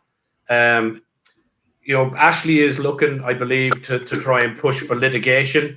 And I think if it goes along that road, I don't think in any shape or form, whichever way this plays out, be it the lads consortium, be it Ashley with Nick DeMarco, I don't think there is any way in the current circumstances with the Project Big Six and all the other stuff, there's no way in my mind the Premier League want this to air in public. No way. Because I think they will get blown out of the water very, very quickly. And it will show what we all know, which is the level of corruption that is there in football across not just the UK, but across the world, in certain areas and regions and remits. So I think, as we've said, and Steve Hasty has said numerous times, there will be some sort of an agreement or a deal done, and however long that takes, it will take. But I think it was a huge mistake, the Premier League putting in about litigation with NUFC, because that, I think, was exactly what Ashley wanted, which was to be able to fire back and say, hey, listen, they're still leaking. And I think the Premier League have shot themselves well and truly in the foot. I think they'll try and back out on the ground standing with the fans consortium. But I think that, seeing stuff like that, if I was DeMarco, the number one guy in the world for sports law, I'm sure he's clapping his hands. I would have thought with the Premier League. And I think Masters and Hoffman are two idiots in a very, very disorganized, mismanaged, and possibly corrupt organization. So let it rock on. I firmly believe it'll happen. Still do. Yep. Big shout out to newworkwear.com, specialists in the supply and branding of clothing for the workplace, for sponsoring StreamYard this month for us. And as always, gave them a shout out earlier. Big shout out to qtechshop.co.uk, makers of pool tables and snooker tables and much, much more, based in Wallsend in the heart of Newcastle. They also do our t-shirts, which Steve Wraith actually promoted earlier on. You can get them from newcastlelegends.com. And this is a special one for Martin here. You can also get the mugs as modeled by our wonderful model, Daz, who is having a day off today. NUFC Matters mugs. They're available at newcastlelegends.com. newcastlewestend.com. You can also get the calendar. All proceeds going to Newcastle West End Food Bank. Get that from newcastlelegends.com as well. And still time to bid for the T-shirt. All the proceeds from the T-shirt, of course, are going to the food bank. It's the 4th T-shirt that we've done. It's a Join the Dots T-shirt. It does have Join the Dots on the back. So get yourself onto my timeline at Steve Wraith on Twitter. And if you just place your bid under there, I think the bidding is currently at £75. I am having a much-deserved day off tomorrow. So I've done an interview with John Altman from EastEnders. So that will be going live tomorrow at 6 o'clock. And then, of course, I will be back on Monday night at 7:30 with the girls. And just another plug to the We Are the Geordies film. Film kicks off on the 11th of December 2020. And essentially, this is a film which was made by our good friends Zara and James. And it covers the season that we got promoted. And I'll play this quick clip before I go to Pete and ask him what he would change for the second half. For me, I say it's a challenge more than a problem, because you have to perform, you have to do well, and for our player it has to be the same. So we have to go there with the idea that this is a normal game, try to get 3 points, but the atmosphere will be so hot that we have to enjoy more than have problems with that.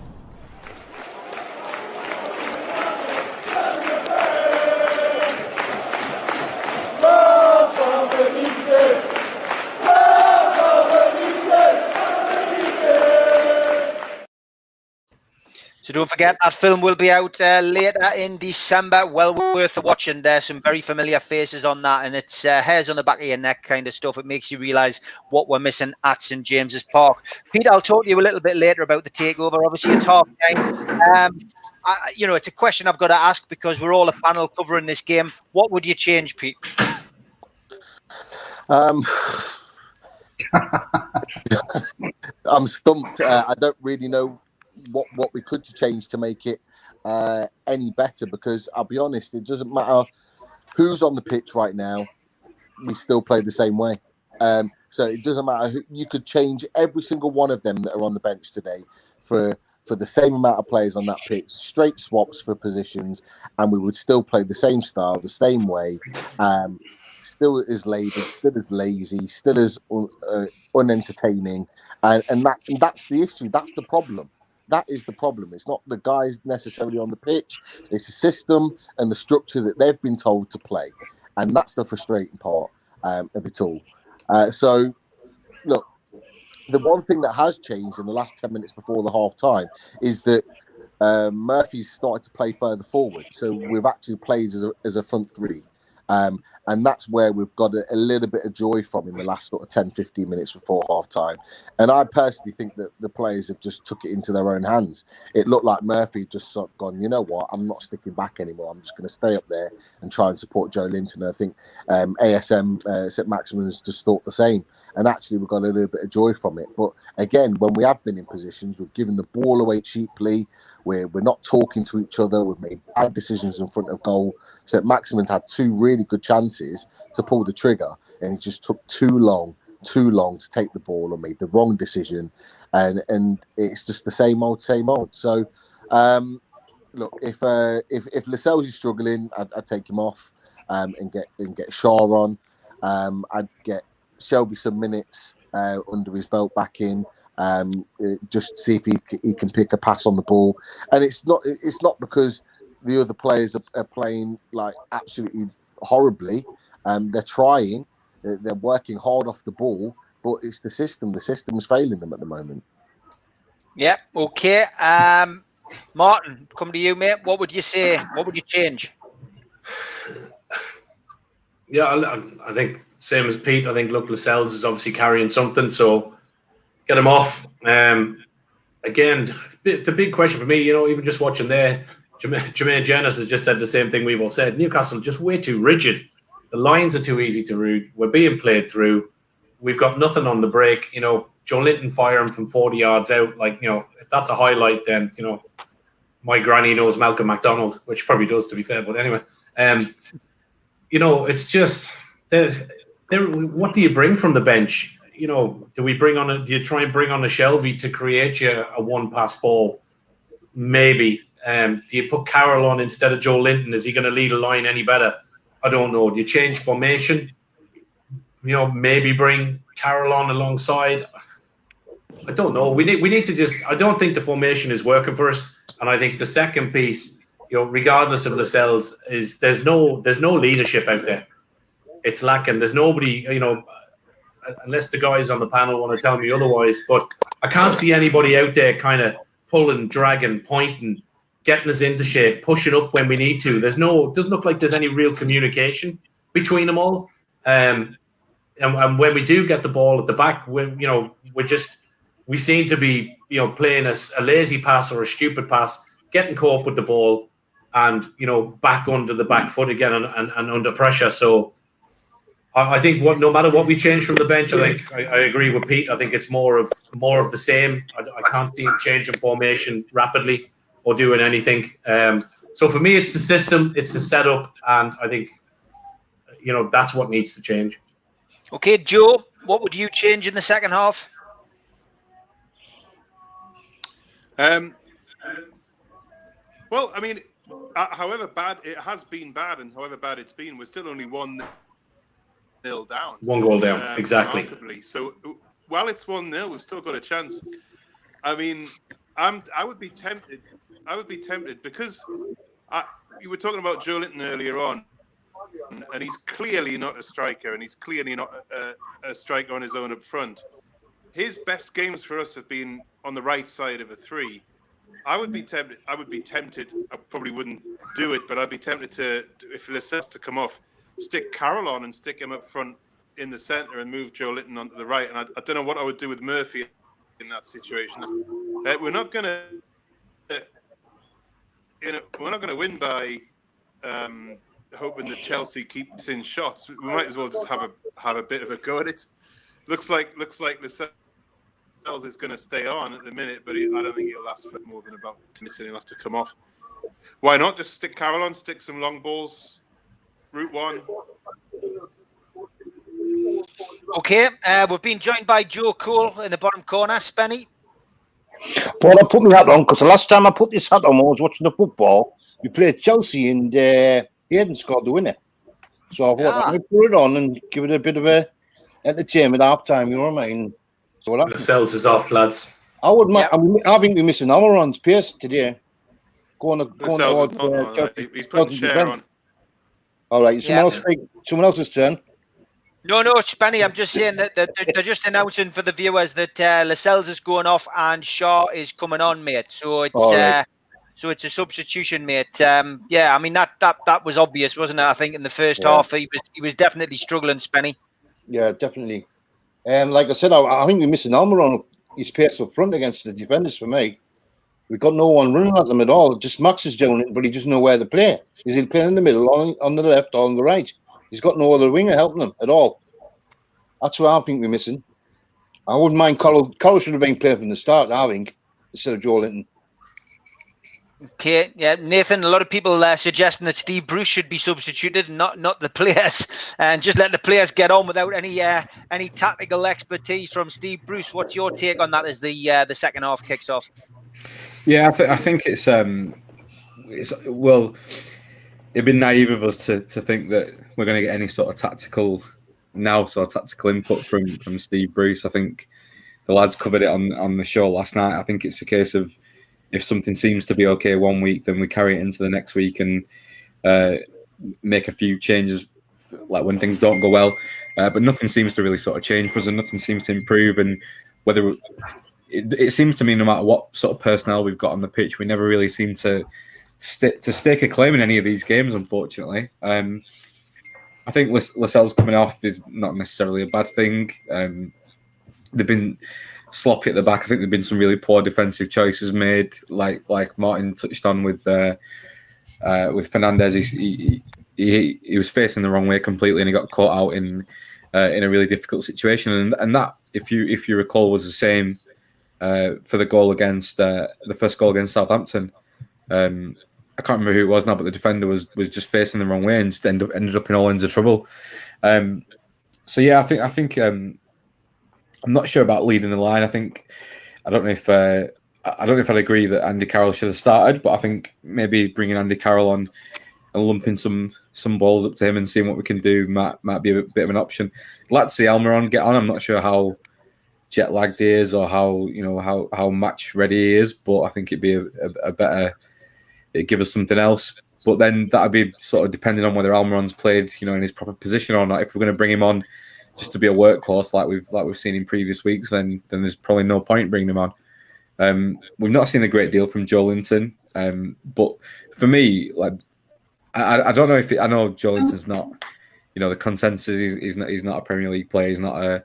He shouldn't be playing for us. But I think the games that when he's played better have been not when he's been playing in this position, not when he's not been playing up front, when he's been playing sort of just off or just to the left or to the right. I think those have been his better performances. So I think it's he's looking isolated up there on his own today, but he doesn't know how to lead that line like someone like Callum Wilson does. He doesn't know how to run the channels. He doesn't know how to create space and drag people out of position. So yeah, we're always going to be lacking in that respect, and I'll probably move him out into the wing. I think we've had a few bright sparks in that first half from mainly from St. Maximin, a few good chances where he's created an opportunity for himself. But like Pete said, that decision making at the last minute has been either a bit too delayed, or he's trying to take one too many turns, or just do a bit too much. But I think that's been our game plan for a lot of games this season, is just hope that St. Maximin can pull something out of his arse and score, to be honest. So I think we're gonna have to look to stay in this game, to try and stay steady, and then look to nick something, probably by bringing Andy Carroll on, that seems to be sort of Bruce's go-to tactic as long as we're only 1-0 down. Yep, Swag Dog asking why NUST haven't come out and publicly supported the fans consortium. No idea, mate. We do have Adam, who occasionally comes on the show, so we might be able to ask him at some point. But they have had a change in the chair. Alex Hurst has now stepped down, and Greg Tomlinson is now the chair of the trust. So obviously, we might see some changes in what they do, but I wouldn't hold your breath. Do we know why he stepped down? No, we don't.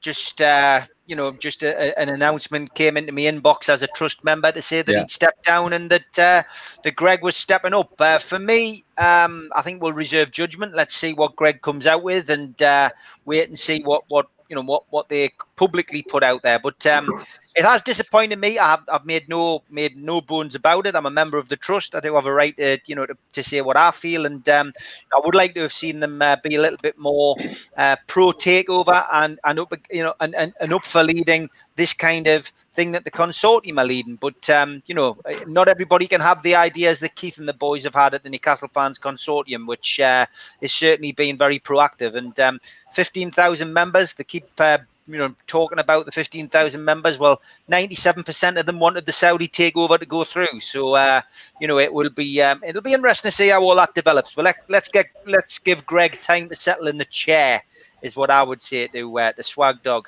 Al Walid, 5 minutes into the second half, Lascelles off, Shaw on. What other changes would you make?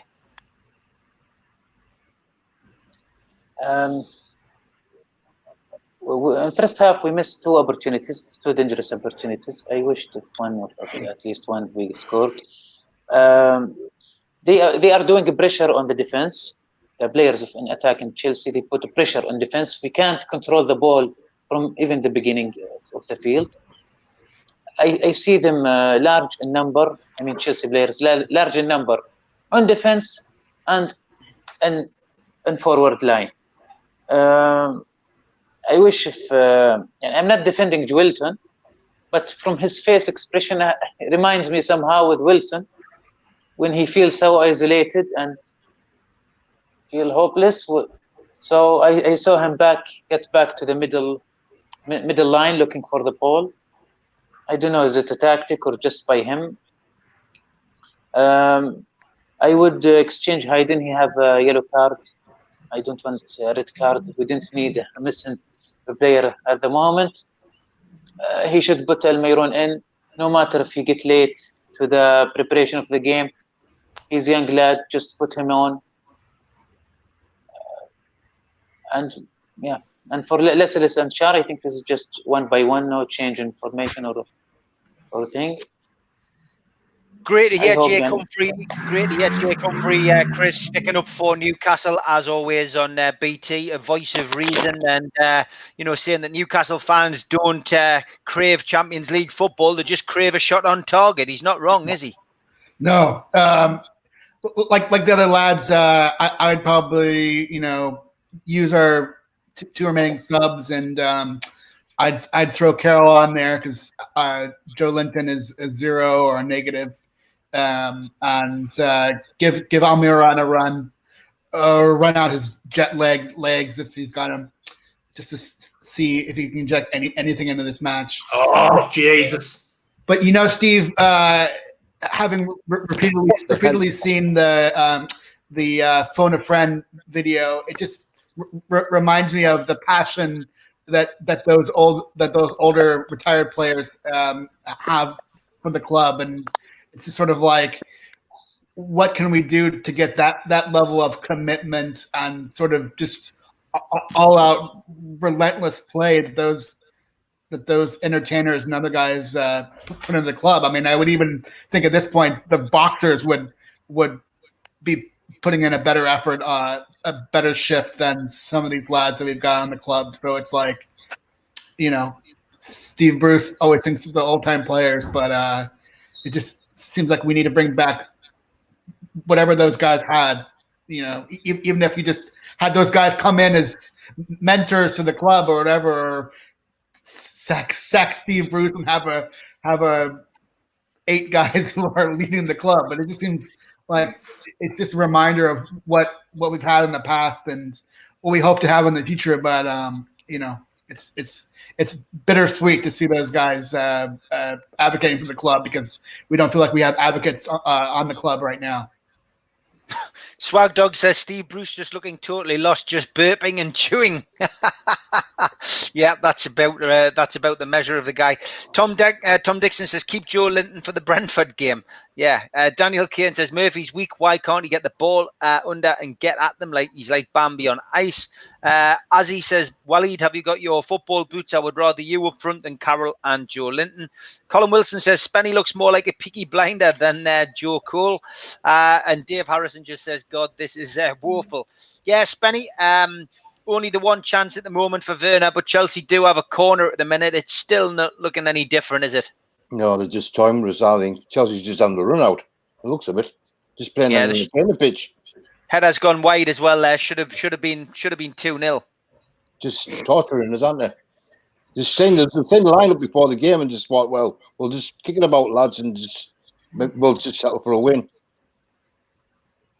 Yeah, I don't think you can do anything to change this game, though, Spenny, can you? No.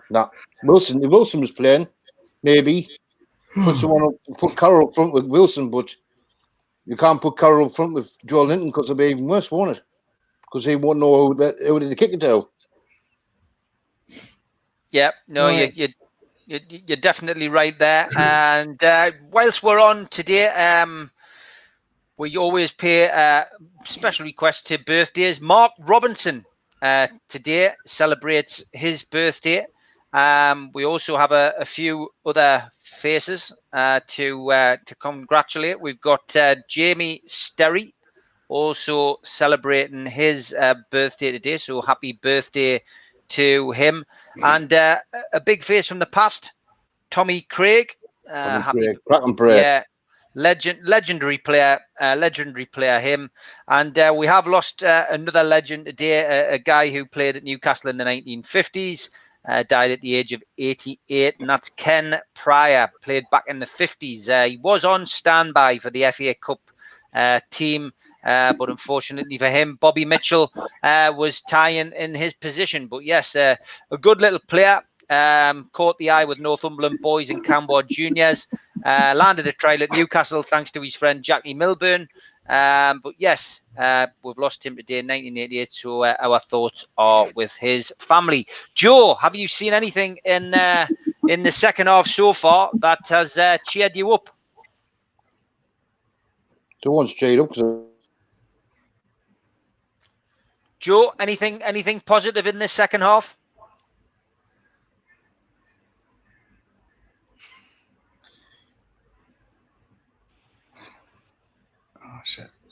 struggling, Joe, with your sound?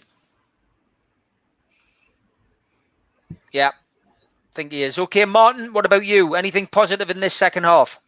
No, look, I think it's still. Oh, hang on, Joe Linton. Don't strike it, whatever you do.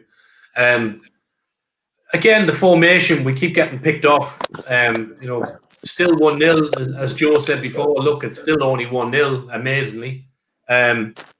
But Chelsea, if they again, similar to last season, if Werner and the guys were taking their chances, this could have been 5-0 already. But we just. Oh, hang on, no. Oh! Christ almighty! Jesus Christ! Isaac Hayden strikes the ball, and it was like 6 points for Wigan in the rugby. It was easier to hit the back of the net, and he struck it into the back of the Gallagher end. It would be a wonder if it hasn't took some tiles off the strawberry. Absolutely useless. Got through, ricochet off a defender, hit the ball, and hit it firmly over the bar. It probably would have been chalked off for VAR. The ball did hit his hand as well, so maybe it's just as well it went over, because we would have all got excited. Bit like Steve Bruce did, with his arms on the air, jumping up and down on the side. But yeah, not good. Yeah, go on, Martin. Continue. Yeah, I agree with the guys. You know, that main striker role is not a Joe Linton role. I think he does actually play better off somebody where the pressure is off. I think it enables him to find a bit more space. He seems a bit more freer to me when he plays off somebody. I think when we seen him during a couple of the cup games where he played off the back of Wilson, I thought he did okay. You know, we kind of gave him a little bit of benefit of the doubt. But he's just not that lone striker. I'm not convinced that Longstaff has really given us anything extra in midfield today. So I think at this point, I'd probably be looking to change it up. I would bring Almiron on and probably Carroll. Put Carroll up there without Almiron or maybe ASM just off him. Probably Almiron for me. And then do you bring maybe? That's your two. So we've got two left. So do you bring the two of those on and try and change up front and get a hold of something? But I'd be conscious as well that Hayden's on a yellow. And we're getting caught out in midfield. So if there's a right tackle goes in, we could be also losing a midfielder. So yeah, I don't know. Okay, want to say happy birthday to Steve Hastie's mum, who's 86 today. Yeah, happy birthday to her from all the NUFC Matters team. Pete, nearly at the hour mark on my version of this game. Still pretty much the same, mate. But as Joe said earlier, we're only 1-0 down. We're nearly 1-1 there. Joe Linton with the outside of his boot curled it just wide of the upright at the Gallagher end after good work from Alison Maximin. But yeah, I mean, we're still 1-0 down, and we could be rubbing the old Steve Bruce clover here, the 4-leaf clover, and snatching something out the face of obscurity. Look, we cannot complain. We've had chances. We have for all of the rubbish that we've had to endure for this 60 minutes of boring, unentertaining football. We've had chances. Except Maximin in the first half. Hayden should have scored that, and I'm sorry, Joe Linton had the freedom of St James's Park there when he picked the ball up just on the edge of the area. He should be putting that away. You know, we cannot complain if we don't go on and get something from this game because we've had chances. It seems like Chelsea have really stood off. They've got that 1-0 and thought it was enough. They've took the intensity out of their game, and you know there is something here. At this moment in time, there is something here for us, but we've got to put that ball in the net. We have to. But look,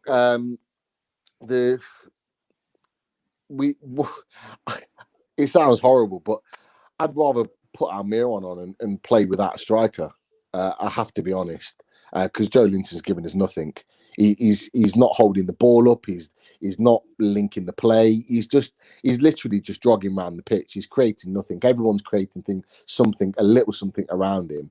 I'd rather play without that focal point, because I think we'd both better as a team. I would put Murphy up front.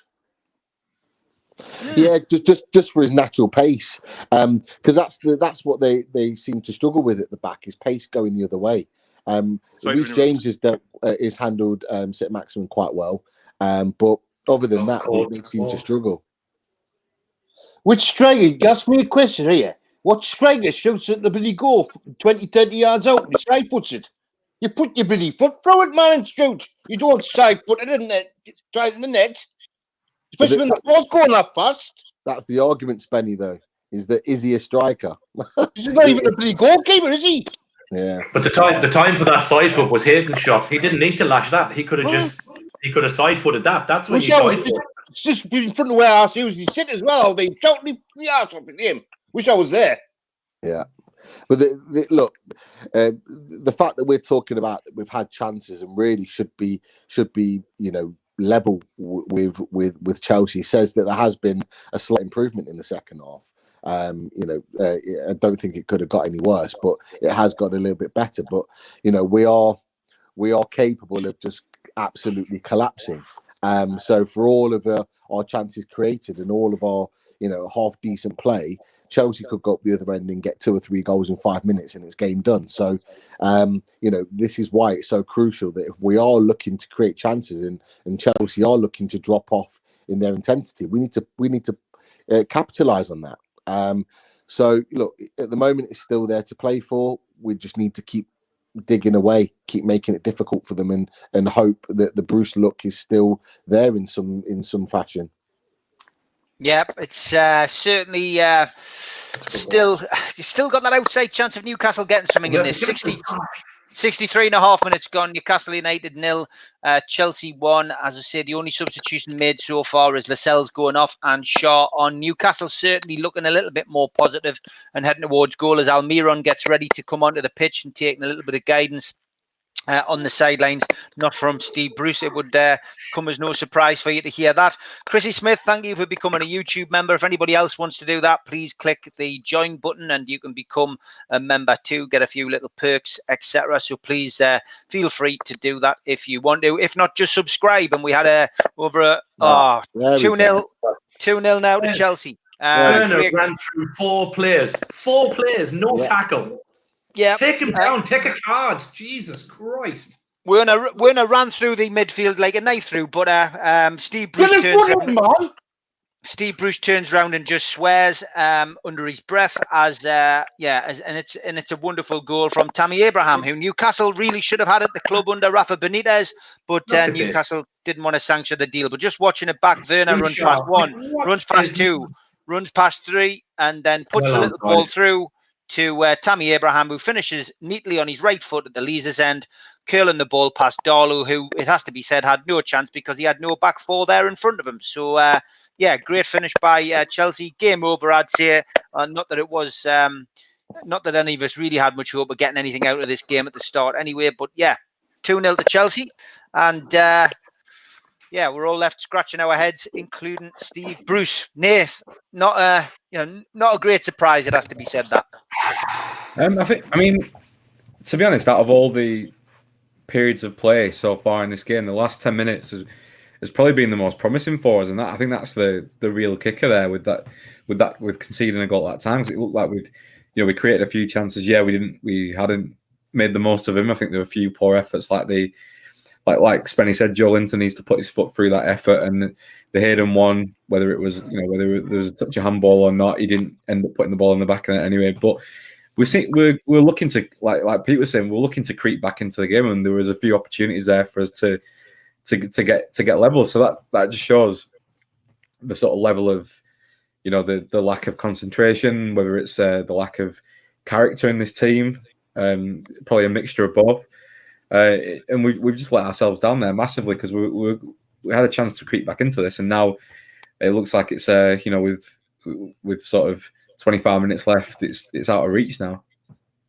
Paul Gibson, you need to rewind the game and watch back, mate. I've given my opinion on Joe Linton. Needless to say, my opinion hasn't changed. He's still rubbish, not worth 40 million. Shouldn't be anywhere near a black and white shirt. Al-Walid, what's your take now, mate? 2-0 down. We can't come back from this now. Oh, I get a chance to use this.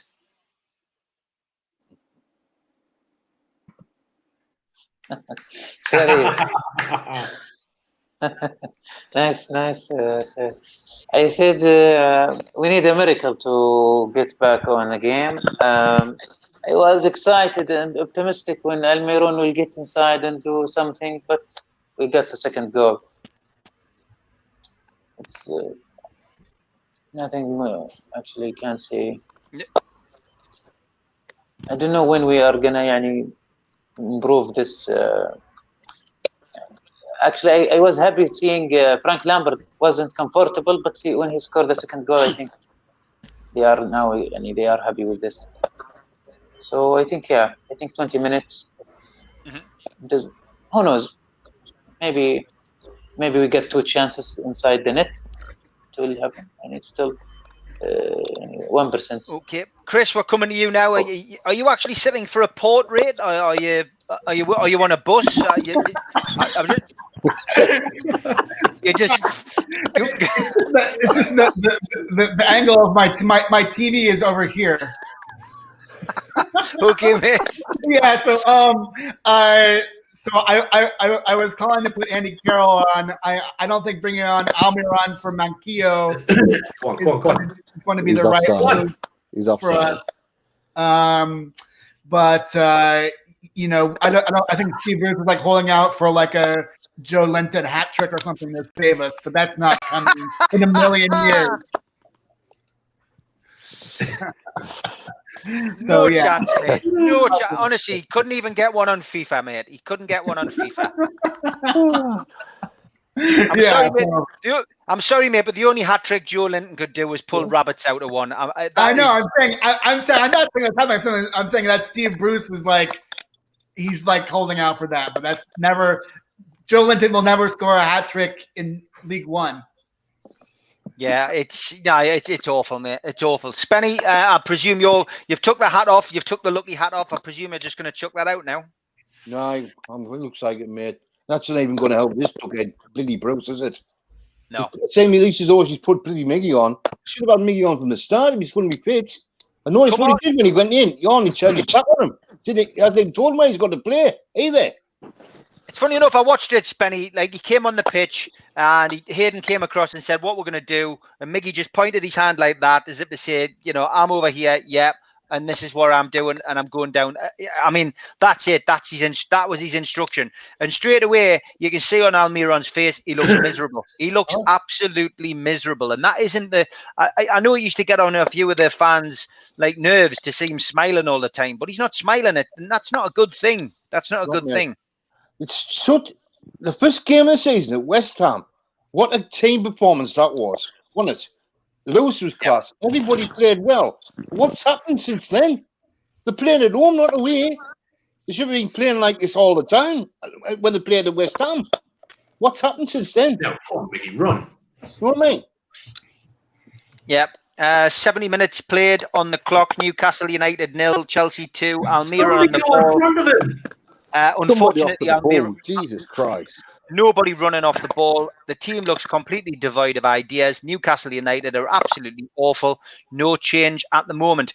Unfortunately, Joe, we didn't manage to hang on to that 1-0 deficit. We're 2-0 down. There's no way back now, Joe, is there?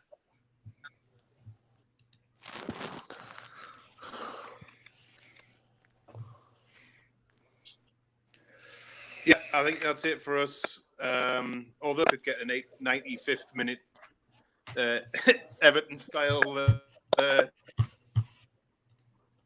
draw, but I don't think that's going to happen somehow. Done for. Should have put Murphy up front, like I said. Obviously, that's the reason that we've conceded. No. I think that's it for us.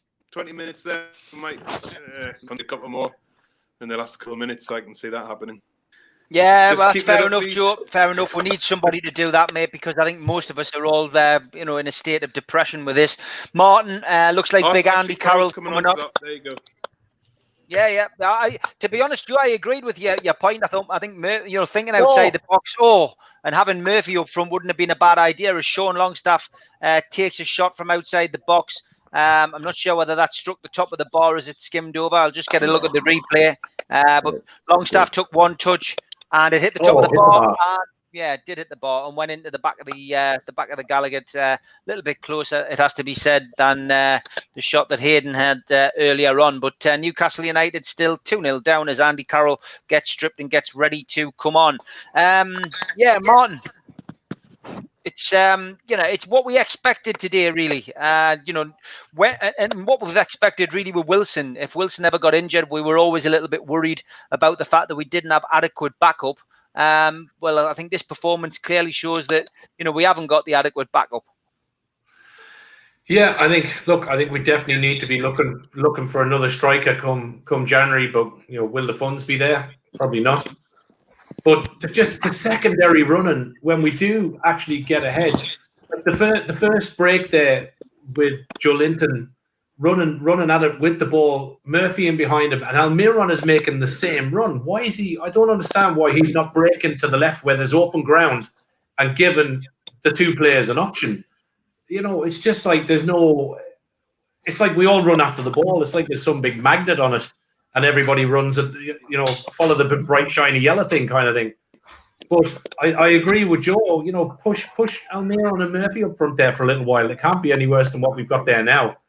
I can't see Carroll. Carroll might hold the ball up a bit more, but the rest of them, for me, the Chelsea second goal was coming. But what are you doing? To be allowed to run through four of our players is schoolboy football and is completely unacceptable. Oh, look, here, man. What on earth is he doing, taking St. Maximin off? It absolutely. Oh my God, Jesus Christ! My God, it gets worse and worse. Why would you ever in any lifetime have Joe Linton and Andy Carroll on the same pitch at the same time? Why would you? The only thing I was gonna say the last little while is that on that side, I actually think Reece James has had a really, really good game, and he's kept Maximum really quiet. Yeah. So again, Pete, we were talking before. We've got no crossover play. Yeah. Like, Chelsea between Ziyech, Mount, and Kante. Kante is playing that central role, but Ziyech and Mount are switching. Yeah. They're switching positions. Abraham's dropping off. Werner is dropping out to the left. Mount is pushing in. And we've got none of that. Like, our two are just staying where they are, static. Almiron's running up runway, but there's no interchange. So if he's getting no joy against Reece, why the hell are you not into switching and giving them something else to think about and put them across onto the right and push them over? I don't get it. What's the point of putting another striker on where you can't even get all the ball off them? So I have two strikers up front when you can't get the ball. There we go. Okay. It's a tough side. We got lucky. Yeah. Game goal disallowed. Timo Werner again running through the Newcastle midfield with the greatest of ease, and ball was played through. Was clearly offside, but he took it with no problems away from Andy Carroll, away from Darlow, side-footed in the bottom corner, but it was offside. So Newcastle 0, Chelsea 2. 15 minutes to go. Pete, I suppose we've got to start looking ahead to the next few games and where we go with all of this. I mean, this isn't about the players.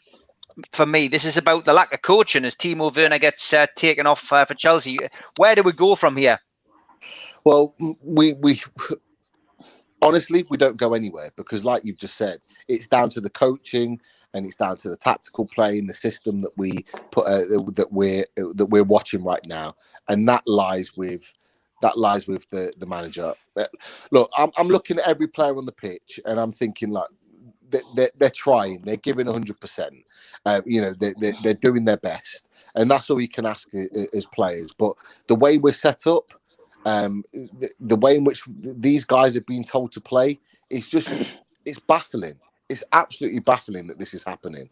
Look, I understand. Yeah, okay, take St. Maximin off to save him effectively for Palace for the next game, and I get that.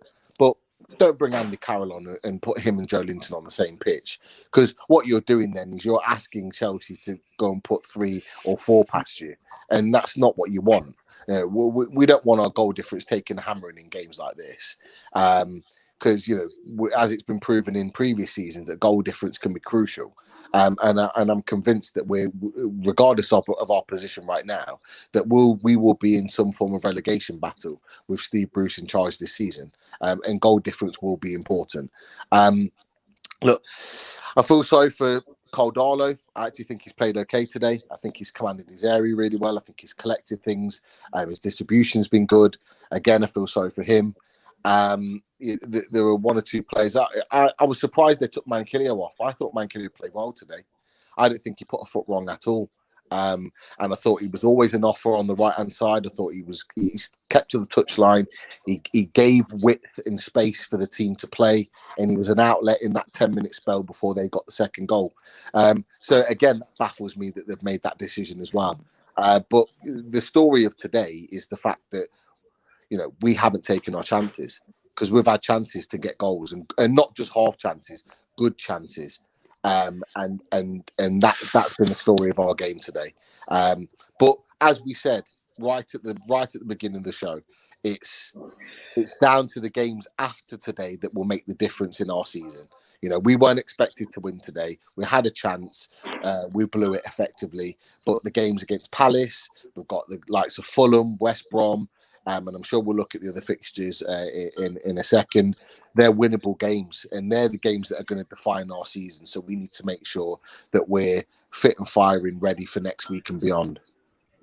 Okay, Adam Beckett has just got up. Obviously lives in the USA. Morning, lads. Just tuning in to show another pathetic and lame performance from Bruce's men. Adam, if you've got time to jump on, there is space for you, mate. We'd have a question about NUFC and the fans consortium, and why hadn't NUFC supported the fans consortium, which was covered obviously in the Shields Gazette by Liam. If you get a chance to come on today, great, mate. If not, we'll get you on another show. 78.5 minutes gone. Newcastle 0, Chelsea 2, and Nathan, we are really just looking ahead to the next set of fixtures, unfortunately. And today I would say is written off. I can't see a Florian Lejeune type comeback today, which would rescue a point. I think Steve Bruce's 4-leaf clover has finally run out. So our next game, of course, is on Amazon Prime on Friday, 27th of November, 8 o'clock kickoff against Crystal Palace. What do you want to see Steve Bruce change for that? I mean, how long have you got? I mean, I don't think the unfortunate thing is I don't think Steve Bruce has got it in his makeup to change anything to change the direction that the team's going in. I think we've seen time after time so far this season that we've been incredibly lucky. I think on the face of it, if you were a sort of passing bystander and you looked at our results on paper, you'd think, oh yeah, we've had like some not bad results this season. But if you look at the manner of the performances the performances that we've served up, they've been diabolical. Bar 2 of them, I think like the West Ham game was a good performance. The Burnley game was a good performance. And that, the Everton game was okay. They had quite a few players out, but that's about it really. The rest of the games have been dreadful to watch, and some of the team and individual performances have been shocking. So for me, I don't know where we go from here. I think there's question marks around the way in which Steve Bruce asked them to play. I don't think it's really hard to speculate because we don't even know it's not clear from game to game what the message is and what the direction is and how we look to set out to play. We don't have a defined style. We don't have any backup. We don't have a plan B when things go wrong, as they inevitably do with the way that we set up and invite teams to press onto us. I think the issue is like Pete was saying about goal difference. It's under Rafa, we had some games where we were very poor to watch, and it was like reduced to sort of counter-attacking football. But even within those games, we had chances. We had glimpses of catching teams on the break, and we always looked like we had a goal in us, and we always looked like we could get a result out of any game. And the way that Rafa set us up, we were hard to beat, and we very rarely got a tub in from a lot of teams that we played.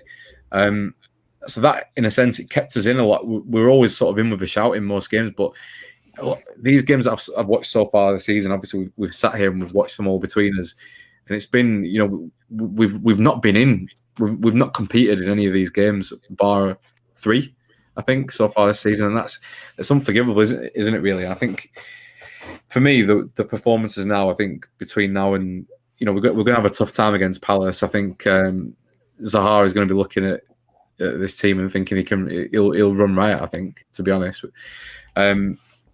So for me, I think the writing's on the wall for Steve Bruce now. I think you can't say it's a dreadful result to lose 2-0 to Chelsea, because they're a lot better than us, a lot better individual players than us, a better manager, and they're up near the top of the table for a reason. But it's the manner in which we're going down to these teams which is really disappointing. The Newcastle of old that I enjoy watching would have put up a fight to them. We would have been in there, and Chelsea have never liked playing us, and we've always been up for a fight against them, and we've always done pretty well. But to say that we've rolled over today again is an understatement, I feel. And I think that, to be honest, for Bruce, I think Ashley's got a close eye on the way that things are going this season. He needs to protect this investment unless because all this sort of litigation will be for nothing if we don't have if all of a sudden the buyers aren't interested in us as a proposition anymore. If we start falling down the table now, then the buyers won't be they won't be interested anymore, I feel like, or certainly not for the price that Ashley's looking for. So I think that hopefully with Ashley's sort of renewed interest in the team and how the team are doing, hopefully he's looking at us and he can see what we're seeing, and he'll be being advised that this isn't good enough, and we're in real danger of falling down the table. I think there's a lot worse teams than us this season, but there's no way that the team with players such as ours should be worried about a relegation battle. And I'm not saying that we are, but with the way that it's going, it's hard to see. Even teams around the bottom, it's hard to see with performances like this how we're going to beat those teams, even because we don't look like it. I think in previous seasons we've always classically got taken points off some of the teams like Chelsea and teams that have been around the top of the table, and we've struggled to beat the team down the bottom. But I think the way that it's been this season, we're struggling to beat anyone, aren't we, at the minute? We are. Al-Walid, Dave Harrison says, the whole team look fed up and lost. They do look miserable, don't they, the players? They don't look as if they know what they're supposed to be doing. Andy Carroll face when he just gets a substitution, tell us, say it all. He was like, and if I can read his mind, he said, how I sent Maximin out and I'm in. What I'm supposed to do? He looked like lost. I remember yesterday I was looking into some static just for my show, and they found Newcastle the lowest team in Premier League regarding shot on goal per target, per game, shot on target. It was 2.5. So 90 minutes, we just have 2.5. Shot on the goal on the target. Hope as Dave say, as Pete says, we should consider big concern and big thinking on the games, which is are winnable for us to avoid the calculation at the end of the season, the point calculations. Chris, 27% possession was the latest stat that's flashed up on the screens there. That's unacceptable for a home game. Yeah. I said it would take Newcastle's best performance of the season to get a result against Chelsea, and we've pretty much done the opposite. One of the worst performances of the season. It's almost like they're still at home on their sofas on the international break, as we know, famously that most of the Newcastle players don't get a shot, at least with the England club. So it's just, poor performance all around. I'm sort of, are we even going to do a man of the match? Because I don't see anyone that deserves any kudos or accolades from this match. I think Bruce is, I don't know what Ashley would do in the interim, but he's like reached life support for Bruce. I think I don't see him surviving into Christmas if it's continues like this. No, me neither. Spenny, 86 minutes on the clock. Newcastle have a corner, which is one of those rare things in games these days for us under Steve Bruce. Another pathetic one, it has to be said, which is easily cleared by the Chelsea defence. But yeah, I mean, looking ahead to the next game, really, Crystal Palace. What is he going to do to change this? Is he capable of changing it? I think he's going to go on his hands and knees at the church and hopefully Wilson be fit for next week. Tell you the truth, because I've just noticed a minute ago what sums this match up. We had a throw in our half near the penalty box, and somehow ended up in the Chelsea's goalkeeper's hands. Or any of our players touching it. So how can you throw a ball in and just throw it to their keeper? Eh? It's absolutely a joke. He should be out of a job, him. Completely out of his depth, Spenny, isn't he? It's totally out of his depth. You always know when I'm angry because I say as simple as that, don't I? Yeah, it's not good. It's not good at all, mate. Joe, coming into the last few minutes of the game now, it's we're 2-0 down at this moment in time. What does he do to change this? Can he change it?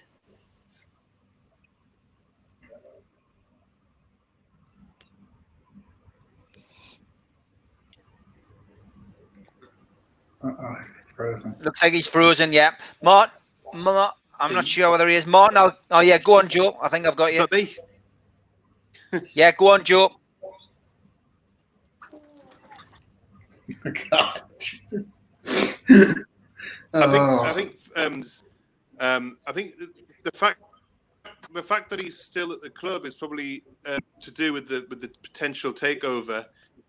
If it wasn't for that, I think he would have gone by now.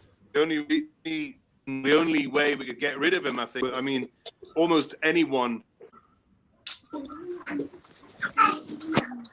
would be able to do that. What disheartens me about this match today is players as well. I think if they were properly managed, we could have got a draw or even won this game the way that Chelsea have. I mean, Chelsea have dominated, but they haven't been firing on all cylinders. We've got the players. It's just we mismanaged, and I totally agree with Sneer there. I think Bruce has been on living on borrowed time since almost the day he walked in through the book. Anyway, and I think the longer we keep him, the more likely we are to drift down the table, and it's a little bit worrying. And I don't think this is going to put off potential buyers because they already. That's worrying for the takeover anyway. I think potentially. Yeah. Okay, Martin. Is Steve Bruce capable of turning this around? We're not in the rich vein of form. We're struggling badly. There seems to be little tactics. The players are running around looking miserable as sin and scratching their heads and don't know what they're doing. Can Steve Bruce change this? Simple answer: no. We've been showing this form since last season. You know, we came into this season, with the lockdown, and then we came back to a set of games, and we've been showing the same set of form and set of statistics that we have done pre that. We keep losing matches. We win the odd one. We get a draw. We lose 4 or 5. We win an odd one. We think that we're going to be okay. It's nothing more when we get a win than papering over cracks, but those cracks are becoming bigger and bigger for me. I don't think Bruce has it in him to change it. I think we will, on our current form, to me, it is relegation form to me, the way we're playing. I think Pete's point that there are some teams in the league and Nathan's point that are worse than us.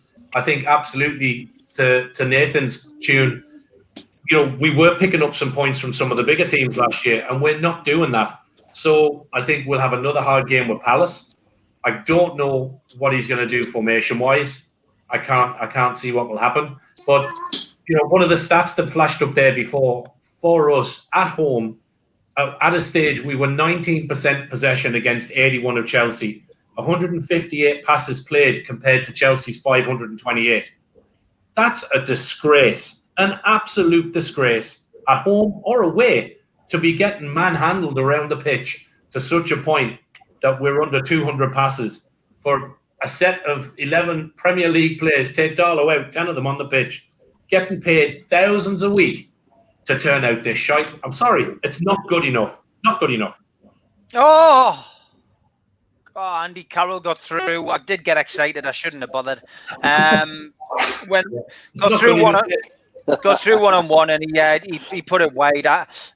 Well, you know, that's it. That's about as close as you can get getting excited with Newcastle. Pete, Andy Carroll, you know, took a difficult ball on his head, gave himself an opportunity out of nothing, and he stroked it, but he took a nice touch on his right, hit it with his left, and the ball went behind for a corner. So it obviously took a deflection corner in the last couple of minutes here. Well, last 30 seconds. What does Steve Bruce do to change this, or is it time to change Steve Bruce? I think it's the latter, unfortunately. Well, I say unfortunately, it's not fortunately. It'll be positive. Let's be honest. He needs to go. Him and his backroom staff need to go, and we need a fresh mentality. We need a fresh ideas, and we need a fresh way of playing. Because look, I've said it to you guys right since the start of the season, there are no excuses now for Steve Bruce. He has got the players in the squad to be able to take this team forward, and he hasn't. He isn't at the moment doing that. And you know, for all the results and the very lucky, fortunate results we picked up so far this season, it's now looking like it's starting to unravel. I think Mark made the point about the fact last season we picked up points against the top teams. That was an anomaly. That was an anomaly. That's not going to happen every season. You cannot bank on getting your points from beating the likes of Manchester United, Chelsea, Man City, get a point. You cannot bank your seasons on them. And those teams are going to come next time and be better and going to want to really cause some problems for you. And that's exactly what's happened today. So as I said to you, the next round of fixtures up until sort of Christmas and Boxing Day are teams around us, teams that will be around us this season. And that's going to define our season. Last season we really didn't beat those teams. We drew at home to Norwich. We just didn't pick up results. We didn't pick up results against these teams if we're going to stay in this league for another season. It's as simple as that. And if we don't, we'll only have ourselves to blame. And we'll only have Steve Bruce to blame because he's the manager.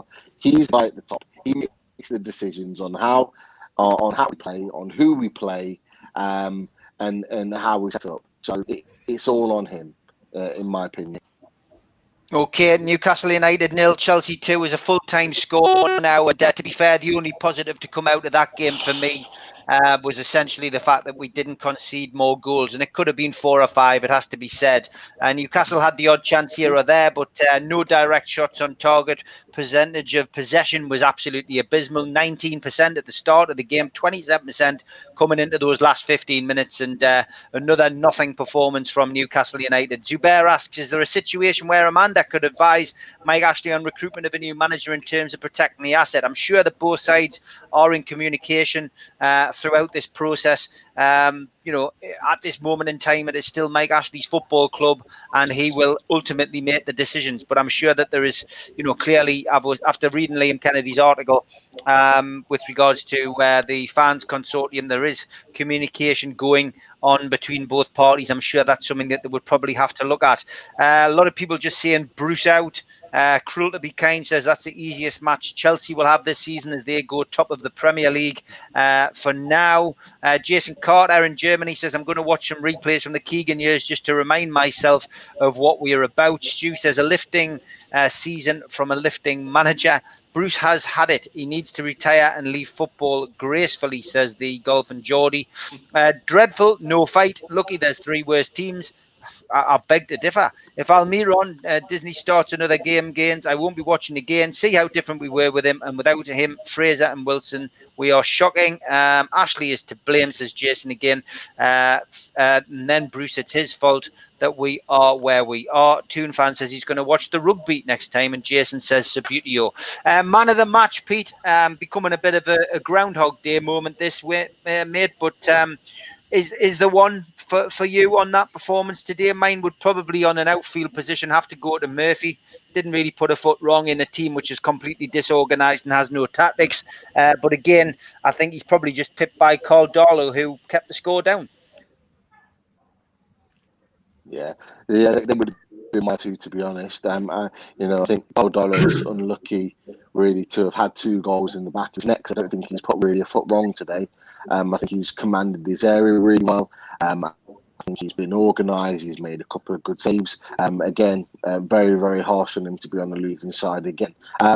However, Jacob Murphy for me, I would have as an outfield player, man of the match. The reason being is because he was the only one to Chelsea. He drove with the ball. He tried to make things happen. He tried to be an offer, and he did that consistently for 90 minutes. So for me, he'd be my man of the match. Okay, Martin, have you got one? Yeah, I think Murphy did okay. I thought Manquillo did okay as well. Darlow, absolutely. I think kept us in the game. The 2 saves in the first half were absolute top class saves. So from our side, I'd give it to Darlow. I think for Chelsea, as a front 2, I would say that Werner and Abraham I would give a special mention to, because for me they played like a front 2 should play. They played like strikers. Even when Werner was playing deep, Abraham was pulling forward. The movement and the runs that they were making just make it so easy for Chelsea's midfield to find them and create space and create ball. It's just everything that we're lacking. And it's, when you do come off the back of a 2-0 or another loss, it's just horrendous watching what, we could be with a good manager and the right players. But another loss. I agree with Pete and yourself, Steve. I'm not sure there is worse teams than us at the minute. So it's concerning all the same. But not a good day at the office. No. Joe, have you got a man of the match?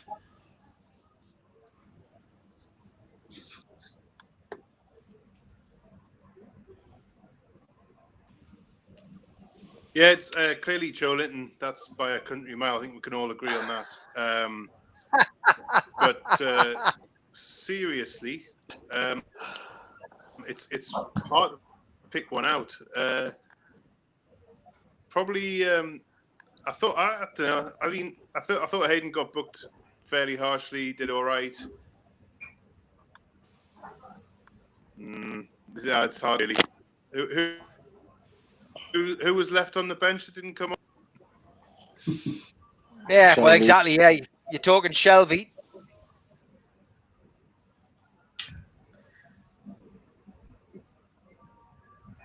Yeah. Okay, Joe, we'll come back to you. Having a little bit of problem with your technicals. It's a little bit of a delay there. Spenny, man of the match, have you got one? It's got to be Darlow, isn't it? There would have been more goals going in. It wasn't for him. Simple as that. Sorry. I wish I was in that match. I'd be going around that Billy ground shouting Bruce out. I'll tell you that now. I think half the Billy Stadium would be. He's only there because the stadium's empty. Simple as that. If that stadium was full today, he'll have been out, like Allardyce did. Yeah, I've got to agree. And 2020 says, imagine if there was 50,000 Geordies in the stadium, Bruce would have to hide in the dugout. No doubt about that. He would have had a lot of stick over the last few games. Chris, have you got a man of the match, mate? Yeah, normally I'm Mr. Positive, maybe second to Daz on this squad. But I have to say, like today, sticking by my earlier pledge not to put any Newcastle man as man of the match. So echoing some of the remarks that Martin said, my co-man of the match would be Werner and Abraham, both for their performance today. Really dominating and really as sort of a look back and a look ahead of what we could have had under Rafa, because we should have had Abraham as a Newcastle player under Rafa. And then Timo Werner is the kind of guy that we would be signing if we had to take over. So, yeah, I mean, just all-around shite performance from Newcastle. They were lucky not to be 4 or 5-0 down. Yeah, Abraham and Werner just totally dominated. Okay. Al-Walid, have you got a man of the match? Actually, I'm tired of seeing Darl every time. I think this is not make us look good for the team. Just always the goalkeeper is the best player. For me, no one from Newcastle, but Werner from Chelsea. Okay. Nath, over to you, mate. Man of the match for today. Yeah, I think you can only really choose sort of like I said, Murphy was okay. Didn't really put a foot wrong.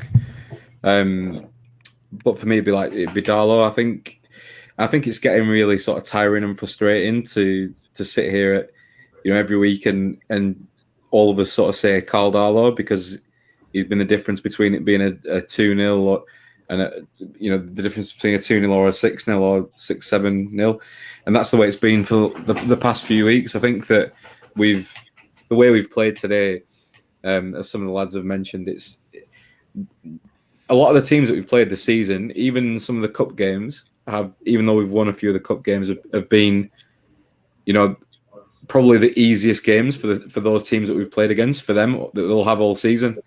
Just the way we've not engaged in the match at all, and the way it's been a one-sided affair from the opposition team in almost every game that we've played so far this season has been really, really tough to swallow. As I mentioned earlier, like I said about there being 3 worse teams than us, that's only kind of going off the sort of personnel and the players and the squad that those teams have available. Because on the face of it, we've got good players and we've got good, some good individuals in that team. But ultimately, it's how those players are put together, how those players are put onto the field, and what they're told to do. So yeah, just to clarify my notion of there being worse teams than us, there are worse teams than us in terms of players, but that quickly falls apart with performances like that week in, week out.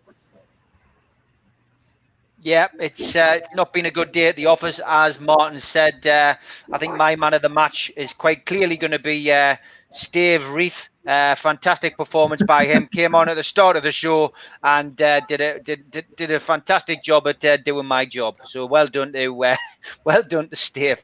As always, we are promoting our campaign this month, which is the Phone a Friend campaign. Call a family member or a friend that you haven't spoken to for a while. Just pick up the phone. It does make a difference. People might say that they're okay, but underneath maybe they aren't. So pick up the phone, give them a call if you haven't spoken to them for a while. It can be a friend or a family member. It does make all the difference. And as I say, that is a campaign that we are promoting all week. Just want to thank Nathan, Al-Walid, Chris, Spenny Mag, Joe in Japan, Martin, and Pete for joining me this afternoon. Pity that it couldn't be a bit more cheerful, but thanks again, lads, for joining me on this Match Day Live. See you guys. Next time. Thanks. Cheers, guys. Cheers, Take care, Joe. guys.